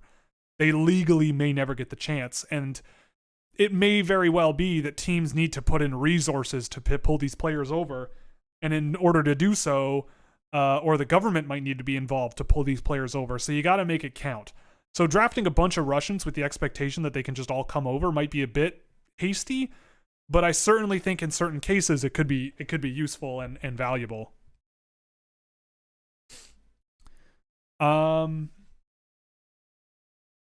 What in your mind makes a prospect generational?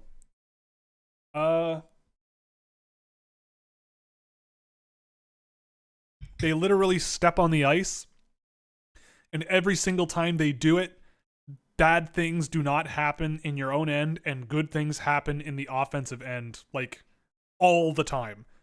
That's generational, like, because that never happens.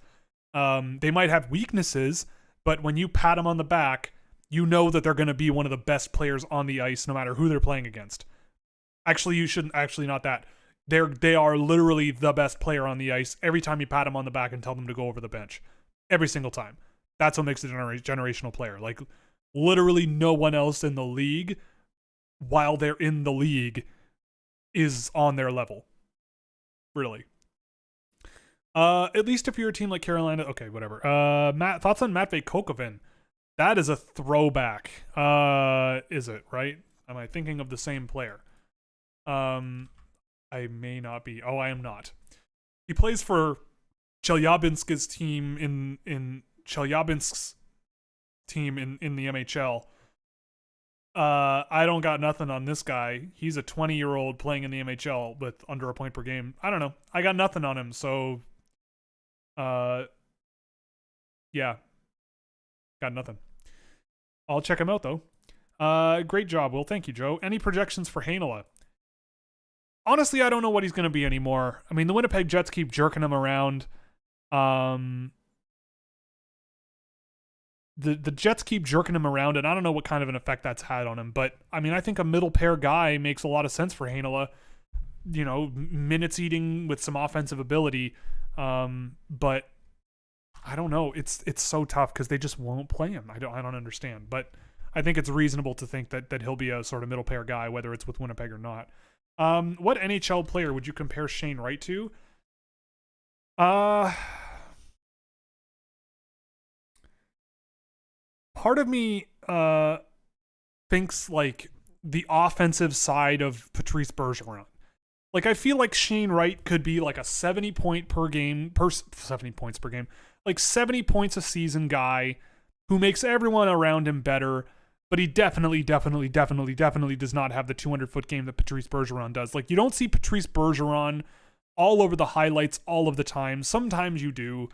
But I'm trying to think of others. Like, that might not be the best example. And I'm pulling up Elite Prospects lists of NHL scorers, NHL top scorers by the position they play in centers. Elias Lindholm might be a guy that comes to mind, maybe.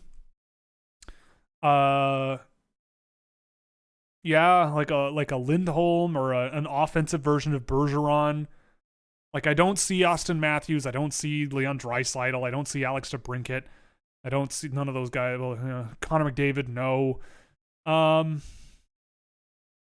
Yeah, like, I feel like that kind of explains where I'm at. Like, an Elias Lindholm kind of guy. Maybe. Something like that. Maybe a Mika Zibanejad. Maybe, but I don't know. I feel like there's more pace with Zibanejad. Something like that. Okay. Is Kevin Korchinski's potential number one in draft? Is Kevin Korchinski potential number one defender in this draft? He might be. I mean, I don't think he's the best defenseman available. He might be the best puck carrying defenseman available, as they are now, for sure. But I don't know about all around the best defenseman. And I mean, he could be a top pair offensive guy. Like, he really reminds me of Jake Gardiner. Having watched a lot of Jake Gardiner growing up, well, not growing up, but I was a young adult.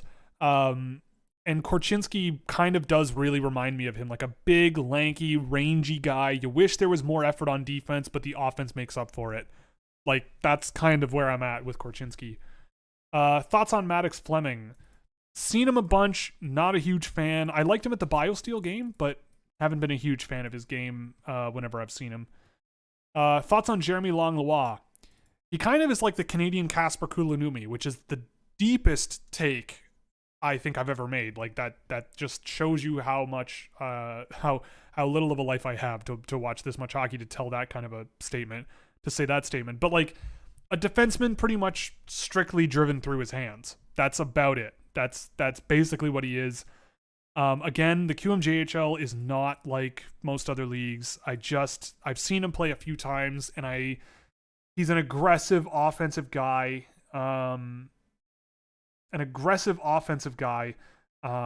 But just not seeing a full picture there on him. He's on my watch list. I feel like he'll get drafted, but I'm not over the moon with him. Yes, the Coyotes drafted Sam Lipkin. My mistake. Ronan, hello. Just got in and wanted to mention my now constant fear that the Bruins will move Lysell at the deadline for a rental who will walk in the offseason. Maybe, but if they do, I'm sorry. I apologize. Who's the player who has the most subtle potential for true greatness? Someone like Scott Morrow from last year's draft, but for this one, probably. Honestly, you said Scott Morrow. Sam Rinzel might be that guy. I mean, Pickering as well. Like at his peak could get there. But Gleb Trikazov, I also think, has the potential for like greatness.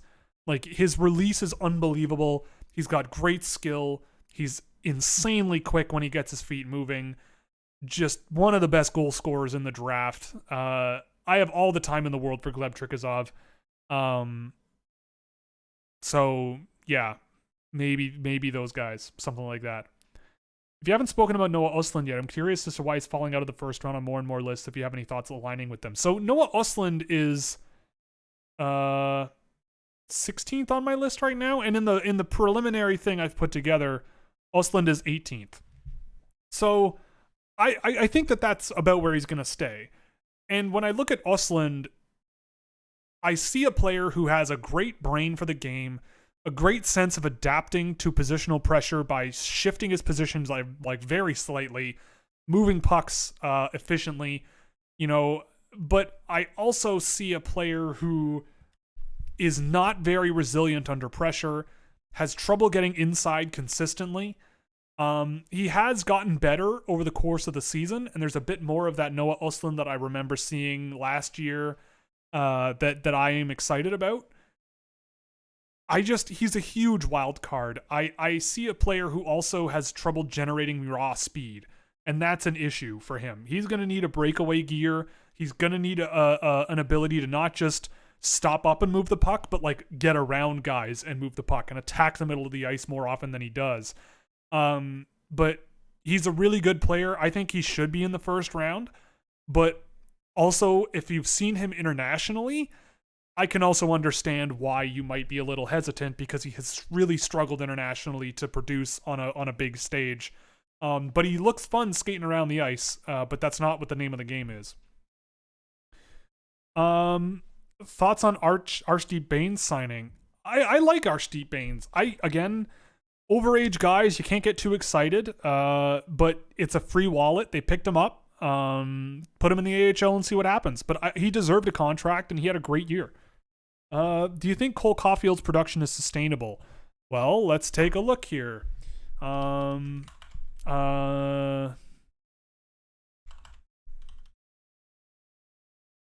Let's see. Just his game by game will do. I can't believe I'm going to the NHL.com's website. But just in the last, let's say, so he's played 45 games this year. He's up to shooting 9%, so there's more room for regression if you want to go that way. But let's see. So in the last, let's see, when did he really pop off? So let's go starting here, February 10th.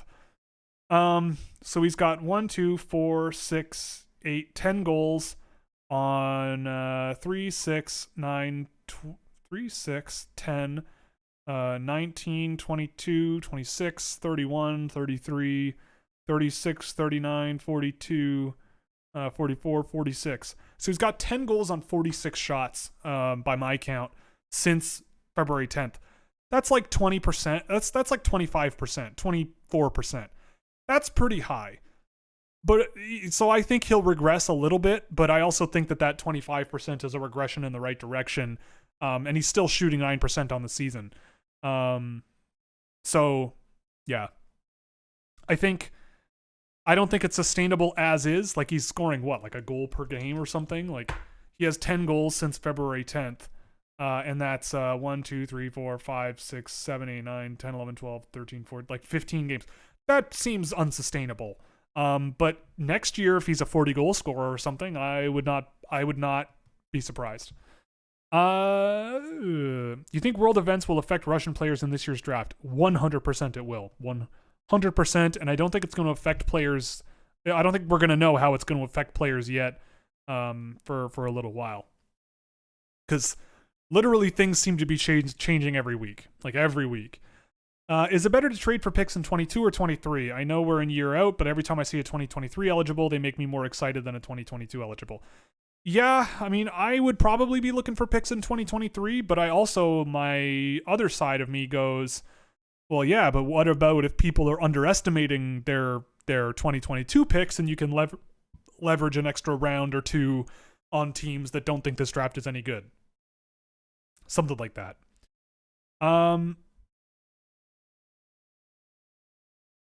Centennial Podcast. Yeah, I shouldn't sass the Sens too much because those guys are nice and they're a great channel and you should listen to their show. And Matt is apologizing for how annoying their fan base has been. But yeah, look, I get it. Being a basement team is not fun. You've been in a rebuild for years and the way that they've gone about it has been strange. Yeah, so it sucks. I've been there. I grew up in Toronto. They were really bad from the age for me of about 15 to 27. Like they were bad. 26 maybe. They were bad. So that's, 5 years. Just wait until you trade Dougie Hamilton and Tyler Seguin for Phil Kessel. Just wait until that happens. Where would you draft Miroshnichenko considering everything? Oh, and that happened 5 years into the Leafs being bad, by the way. Remember that? That was 2010, I believe. 2009, 2010. So 5 years into the Leafs being bad, they make that trade, and they continued to be bad for another 6-7 years. Where would you consider drafting Miroshnichenko considering everything going on? I don't know, man. Like, ask me in July. The kid could be completely in remission by then, or things could be the same, or things could be worse. I don't know. I mean, right now, so based on the sort of reordering I did, the really rough one, he's sitting at 34. If he slips out of the first round, sure, for sure. But I don't know. I could see a team drafting him really high on a promising prognosis or something, and news that he's leaving Russia of some kind. I don't know, but it's too complicated to really know right now. What do you think will be the potential of Ty Voigt, and what is the likelihood he makes it to the show? I really like Ty Voigt. I think he'll be a tremendous junior player. He already is. It's not a hot take. I wonder about his game in the NHL. He's fast and skilled, but I feel like he's a player who kind of needs space rather than being able to create it himself. But I won't count him out. I like him. I think he'll be a really interesting player for the Leafs to sort of bring along and nurture. But if he's not in your top 3 lines, I just don't think he's not gonna fit much of a role. I don't know. He's an interesting one, but I don't know if he's gonna be just a massive scorer in the AHL and kind of struggle in the NHL, but he could be a thing. I'm not counting him out based on what I've seen out of Sarnia this year. Is Cale Makar generational? I've always defined someone generational as somebody who fundamentally changes the game. I think it's pretty apparent that Makar has already begun to do that. I don't think he's really changed the game. I think he just plays a way that very, very few players can and have. Like Paul Coffey played like Cale Makar. Like it has happened before. Cale Makar may be a better version of Quinn Hughes kind of thing.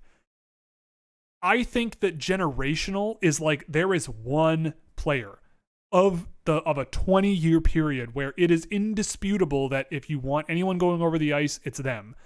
Like, would I want Cale Makar or Connor McDavid going over the ice? Probably Connor McDavid. Would I want Cale Makar or Austin Matthews going over the ice, over the boards? Probably Austin Matthews. But Cale Makar probably is within the top 7, I would say, for me, in the entire league of guys where I pat him on the back and go on the ice and I want good things out of you. And for defensemen, he's certainly up there.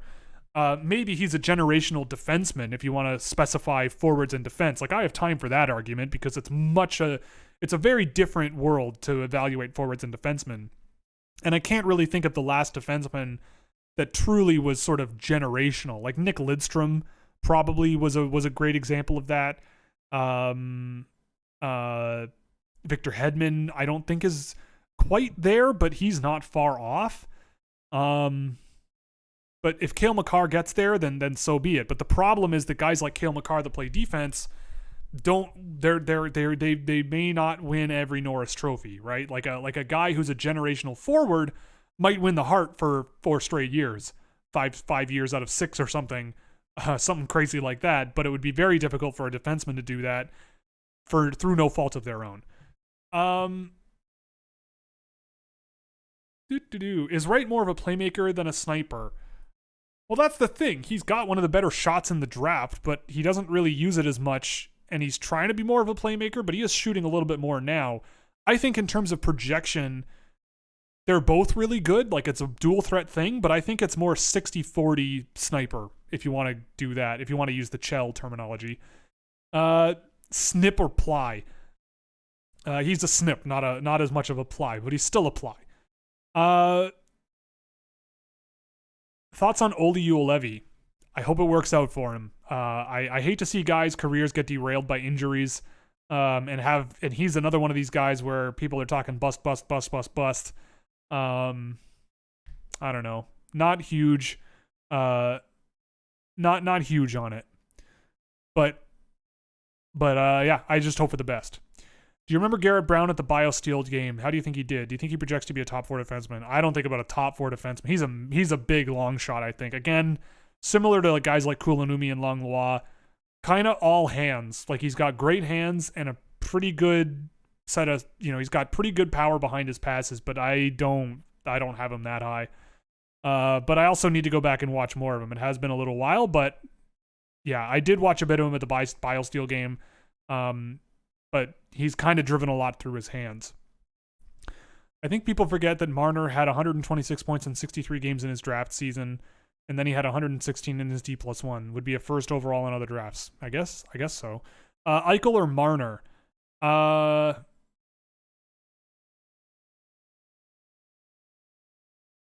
It's tough.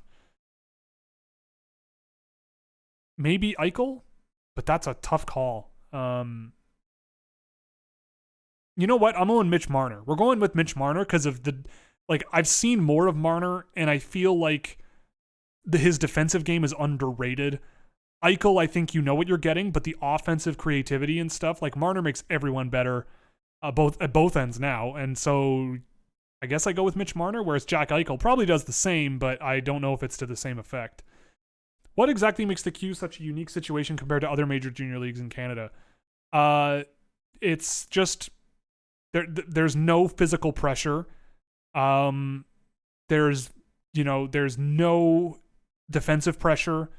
They let you across the blue lines far more often. Goaltending is not as good, I don't think. I just don't think the goalies there are as good. I don't know. It's just, it's pretty incredible. I mean, you look at a guy like Alexis Lafreniere, who scored 130 points in that league, struggled to even consistently produce in the NHL. And I had concerns in the draft year of the pace of his game and his habits aren't particularly great, but I'm sure he can make it work. He'll adapt.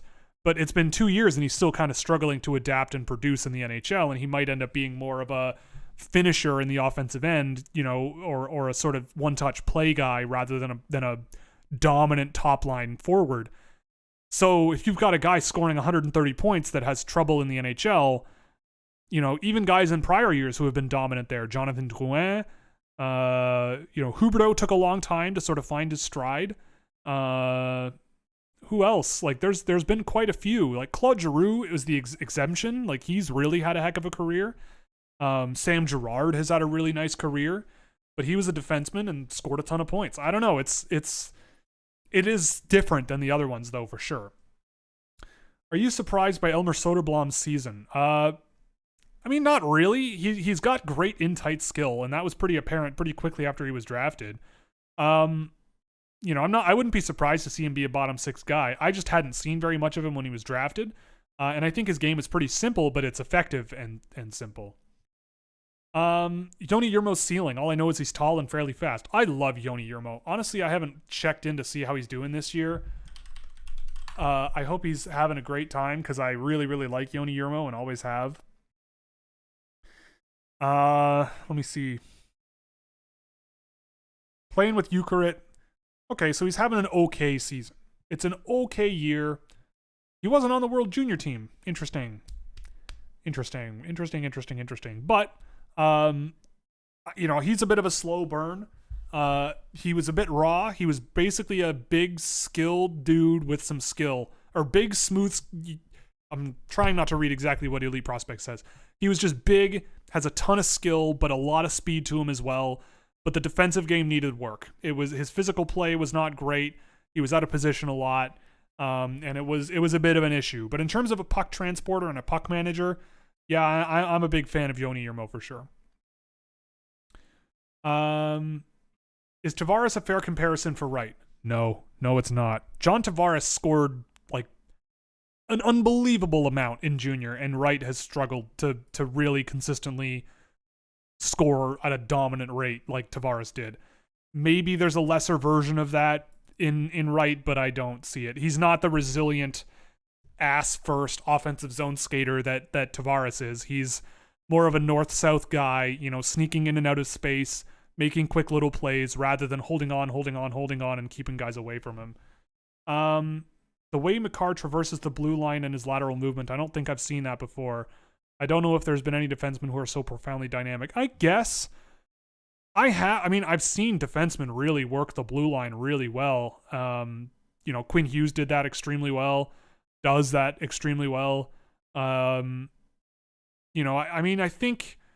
not saying like Makar is not special, but I also don't like arguing about semantics of like, what does this word actually mean? Like, but to me, when you use the word generational, it has to be like unequivocal. Like, this is king of the planet, right? Like, this guy is the guy. Sidney Crosby, Connor McDavid, arguably Austin Matthews. I would say Alex Ovechkin is in there in a certain way. And maybe Cale Makar could get there as well. I guess, but I don't.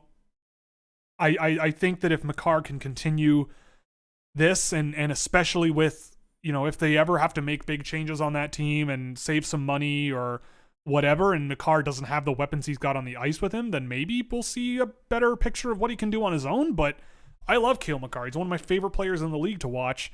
But when I just think about the word generational, it's just like, there's like, I don't think Makar is too far off, especially if you want to split it into like generational defensemen and forwards. I've got time for that. But I'll never forget the first time I actually sat and watched prime Paul Coffey play defense, and I went, yeah, that's the guy I want. I want 7 of those guys on my team. I want 7 Paul Coffeys. I don't care about defense. Give me 7 Paul Coffeys, because they're never going to have the puck. Thoughts on Vinny Borghese? I don't mind him. He's got some skill, pretty undersized. I feel like he kind of reminds me of Mike Kester a little. Not a ton of pace, not a ton of speed, but skilled and produces offensively pretty decently. I don't think I'd draft him, but I can imagine he'll get a pick maybe later on.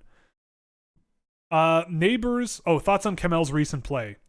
Has it been better? I don't know. I don't keep up with all of these guys all at the same time. I just don't. It's physically impossible. So when that question gets asked of like, what do you think of this guy recently? Like, I haven't seen a ton of them. But, okay, so 3 points in his last 5 games. He had a 3-point night against Koko. I don't know. I think that things are coming back to earth for him. He started off so ripping hot that it was going to be impossible to sustain. But the guy can get his looks. He gets his shots, and they can go in the net. Like, he's got a really nice shot, and I think he's just kind of regressing slowly to where he should be. Neighbors or Bolduc, in your opinion, what is their upside? I don't like Zach Bolduc. I would not be surprised if he struggles to make the NHL. I'm not a huge fan of his game. Neighbors, I think, is a solid third line upside, like a good energy guy that can crash bodies, make a play here and there, shoot the puck, transport the puck, but more as a physical presence will be where he's valued. I like Jake Neighbors as like a third line guy, potentially. So yeah, something like that. Maybe second line if he really hits hard, but I think reasonably a more bottom 6 third line, 200-foot guy makes sense. Do you think Slafkovsky would fit the profile that the Sens scouting staff looks for while being a good player to plug in besides Stützle on the second line? Well, it depends on what you want Stützle's job to be, because I don't think he is much of a I don't think Slafkovsky is... He would be a good puck possession guy with a pretty good shot as well to have. If you want Tim Stützle as a trigger man, then that could make sense. I think that Slafkovsky would be an interesting fit because he would be a good puck protector, kind of like the Jaromir Yeager of the line, I guess you could say. Not that good, not that level of player, but up that alley.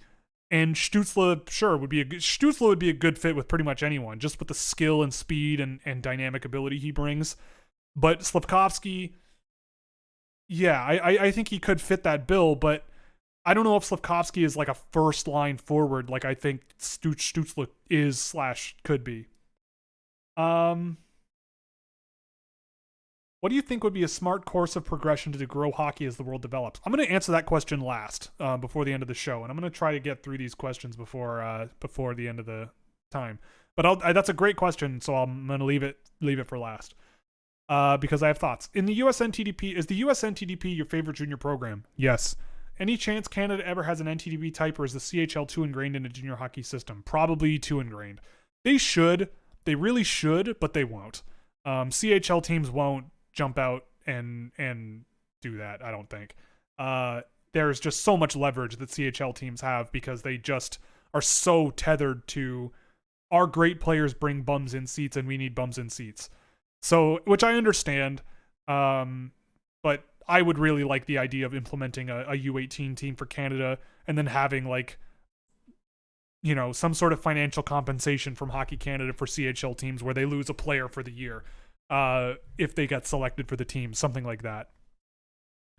What do you think of the Ristolainen 5x5? Full send, baby. Let's go. Rasmus Ristolainen. So his defensive game is bad. That's undeniable now. He is exactly what I don't want defensemen to be when I look at young ones, where they focus so much on physical play and hitting guys that they're out of position half the time and don't actually play good defense, keeping pucks out of danger. But it looks good to certain types of people in hockey. But Ristolainen's offensive game has been a net benefit this year. Like this year, he's been, I think, according to Evolving Hockey, a top 20 offensive results defenseman and a bottom 20 defensive results defenseman. So he's one of the most extreme players in the draft, or in the league, I think, in terms of defensemen who, are extremely talented at one end and extremely not at the other. A 5x5, that's a reasonable deal, I guess, if you really want to lean into the offense with him. But boy, I don't think I would have done it. I don't think I would have paid the package they paid to get him, but it's on the expensive side. It's on the expensive side. Do you think there's realistic potential for the sport to expand? Oh, you say okay. Well, you touched on that. We'll touch on that at the end. Is Theo Rochette worth a late round pick as an overager? I say no. You invite him to a camp and see. If someone else wants to draft him, go nuts. Teams have had multiple chances to do so and they don't. Picks 10 and 20 or picks 34, 44, 54, and 62 in this draft. Which would you rather have? Well, I don't like that. 10 and 20. I'll still go 10 and 20. If I can't trade down, 10 and 20. In their primes, would you rather have Crosby or McDavid? Oof. McDavid. I like watching him more. Crosby is like, if you love watching hockey players play hockey, you can enjoy Sidney Crosby. But like Connor McDavid is electrifying. Like a capital S superstar. If Connor McDavid were playing in LA, I feel like the NHL would be completely a different ball game in the United States, for example. And Connor McDavid would be on billboards and everywhere. But he's kind of locked away in Edmonton, which kind of sucks. But I would go with McDavid. In your opinion, who's better, Alex Tuch or Michael Bunting? I think I go with Alex Tuch on that. I love Alex Tuch. I don't mind Michael Bunting. He's a very, very talented player. But I think I like Alex Tuch's, the pace of his game, his puck carrying. Michael Bunting is a great off-puck player, a great crash and bang guy. He's got nice skill moves in isolation, but I think that Alex Tuch brings more overall to the game that I really like. Have you seen any games of Bordelot this year? If so, what kind of impact do you think he can have in the NHL? I have not actually seen a whole lot of Thomas Bordelot this year, to be perfectly honest with you, so I won't lie to you. Okay, so someone asked about a Luke Hughes comparable. A Luke Hughes comparable. Let me think. And by think, I mean pull up the NHL elite prospects stat list. The first name that jumped to mind for some reason was Roman Josi, but I don't think that's real. I don't think that makes sense. Oh my god, it's so slow. Okay, I'm about to ask a question that is gonna make me feel extremely old, and probably is a stupid question. But I grew up being told that double clicking made the internet go faster.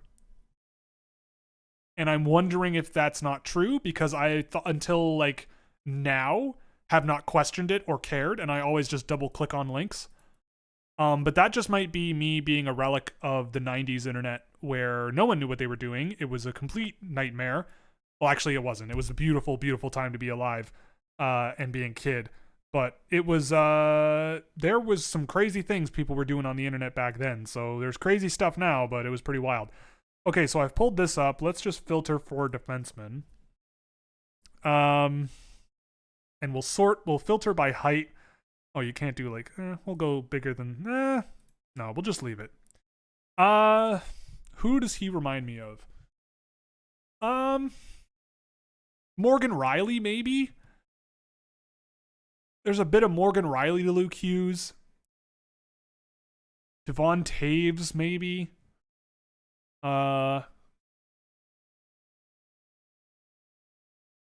Something like that. Shea Theodore, something in that range, up that alley. Speaking of Tuck, does Luke Tuck have any chance of a similar impact as his brother? Probably not, to be perfectly honest. Okay, last question of the night, because it was a good one. Unless there's anything on Twitch, which there isn't. Okay, any realistic potential for the sport to expand beyond North America and Europe? I always feel like East Asia has untapped potential, but what about other areas and how would that be done? So, I think that to grow the game in those areas of the world, we have to stop thinking about it as ice hockey. We have to think about it as hockey. Like, there are multiple ways to play hockey, and the NHL should be all over them. The NHL should be supporting ball hockey programs around the world. The NHL should be supporting roller hockey leagues around the world, roller hockey, grassroots involvement. Like, there are roller skate hockey tournaments that happen. Like, I believe there's a version of roller hockey that is played in the Hispanic world. So Portugal and Argentina and Spain and I think they call it inline hockey. Is it in Oh god, I'm trying to remember. Oh my goodness, I can't remember what it was played like in a gymnasium. Portuguese roller hockey, like there's the national. Yeah, so there's a roller hockey league where they wear like these old school roller skates. You know, like Portugal plays hockey, but you would never know because the version of hockey they play is wildly different. It's also extremely exciting, if I may say so myself. I watched a bit of it myself, and it was really, really cool. But we need to support like this. You know, find countries in the world where all they need are balls and sticks. Like, soccer has become a thing because all you need are feet and a ball. That's all you need. Hockey, you need a ball and a stick, but like sticks, you can get cheap sticks, like or you can find ways to make cheap sticks. Like, they exist. And like, I think that we need to be doing that and saying, hey, the best in the world play on ice, you know? And if you guys love the sport, let's say you go to Angola and you're teaching kids how to play ball hockey in the street, or you're teaching them how to roller skate or something because they don't have ice there. You can't sustain the infrastructure necessary to play the sport, so why would you even bother, right? Like, you should change to adapt to the situation you're presented. And instead of building rinks, and I cannot even imagine the environmental impact of some of these ice rinks in places with very temperate climates, in places where they might not be able to afford more alternative energy sources or, fancier setups where it's less impactful on the environment. So find some open space and play some ball hockey, play some roller hockey, keep it simple. And if you love the sport, you can start your own leagues and build a community grassroots thing from there. If you want to go beyond that, you can go from ball hockey to roller hockey. If you really love that, maybe we will raise funding for an ice rink in Nairobi or in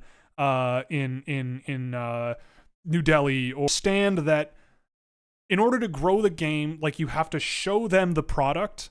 So show them Connor McDavid and just how unbelievably talented a player like that is, and how exciting it is to watch an athlete like that play their sport, and say, well, we can bring a similar experience to you.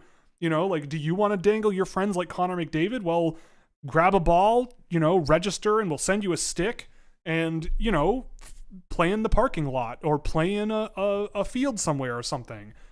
Just really simple. And it would be really, really, really, really nice to see the NHL sort of directly reach out and try to build the game. There's also, like, you want to talk about growing hockey. Like, women are still such an untapped market in hockey, both as employees, as athletes, as fans. Like, I think it's better than it was for sure, but there's a lot of gatekeeping and there's a lot of gatekeeping, I think, that still happens, and a lot of real sort of macho stuff that exudes out of the sport that I think just people roll their eyes at, men and women. So I don't know, maybe that's just part of being an athlete, but anyway, I just think that you're not going to grow ice hockey, but ice hockey should be the goal, right? Like that because in my view, it's the best way to play hockey. Like, I just registered to play ball hockey here in my where I live. So I just registered to play. If anyone wants a free agent, they can call me up. And I haven't played ball hockey since before the pandemic, but I've played ball hockey. I've never played roller hockey, not since I was a kid, and I've played ice hockey before. And I still love ice hockey. Like, I go skating every week at least once, and I love it. And ball hockey is the most exhausting and probably the hardest to play, but it's a start. So if you can say, look, here's the idea of playing ball hockey, and it could lead to this, then I think that's kind of the groundwork that you play, and it's so much more efficient that way. Think of the amount of money that it costs to build a rink if you wanted to build a rink in, I don't know, Thailand, and instead spend that money on cheap sticks, balls, street hockey goalie equipment, and ship it to grassroots community groups that want to help people play hockey more. Like, that to me seems like a much, much better way to spend your money than building rinks and hoping people show up.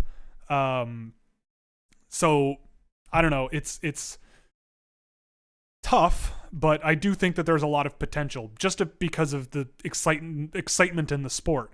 There are lots of sports. I will also say that it's also probably worth your while as fans of hockey to watch random other sports from around the world that aren't very popular around here. Like, that's how I kind of really sort of fell in love with rugby. I don't watch it a lot, but I really like watching it when I can catch it. Cricket, I kind of liked for a while, and I will pop in on what's going on in cricket. What else? This roller skating hockey league was really cool to watch. Bandy is a really fun sport. Hurling is incredible. If you haven't watched hurling, you really should. And you never know, like, if there's, like, the same thing could be said by someone live streaming who really likes hurling in Ireland. How do you grow hurling outside of Ireland? And it would be, like, I think it's a part of us as sports fans to not toss away other sports and find sports that interest us And if it's something we want to try, you never know. If you, like, you never know. You might try hurling, for example. I wonder how many people are hurling tonight on St. Patrick's Day. Ha ha ha ha ha. But if you try hurling and you really like it, and maybe a few of your friends want to try it, and maybe there's a little bit, by the time 10 years from now you really love it, and you have a league going, and you have a kid now, and that kid wants to play hurling, you never know. That kid might go to Ireland and be the greatest Canadian person to ever go play hurling, to go hurling in Ireland, and you never know. The Canadian hurling team might be born, and that's kind of how you do it. So the onus is also on, especially in Western society where we have access to pretty much everything we want, the onus to grow other countries' sports is also kind of on us to find sports we love and play them and try them and all that stuff. But for us, in terms of outreach to grow hockey, I definitely think you have to start real grassroots and real simple and just, work with the resources that are available in the places you're trying to grow the game, for sure. Because, I don't know, everybody loves whacking a ball around with a stick, right? Like, everybody loves kicking a ball around. Everybody loves whacking a ball around. Everybody loves just whacking things with things. So let's get kids whacking things with things rather than being so concerned with where are they going to play? Where are they going to get the equipment? How are they going to pay for it? How are they going to get a stick if it breaks? Where are they going to, like all these extra things that ice hockey really brings. I mean, broken sticks would happen in ball, but you know what I mean. But anyway, I felt like I've gone on for too long about it. So I'm just going to call it a night. Thank you very much for joining me. This was really, really great. As always, we'll be back next week. I will have a video editor hired next week, which is really, really cool. So look forward to videos coming as soon as the end of March, which is wild.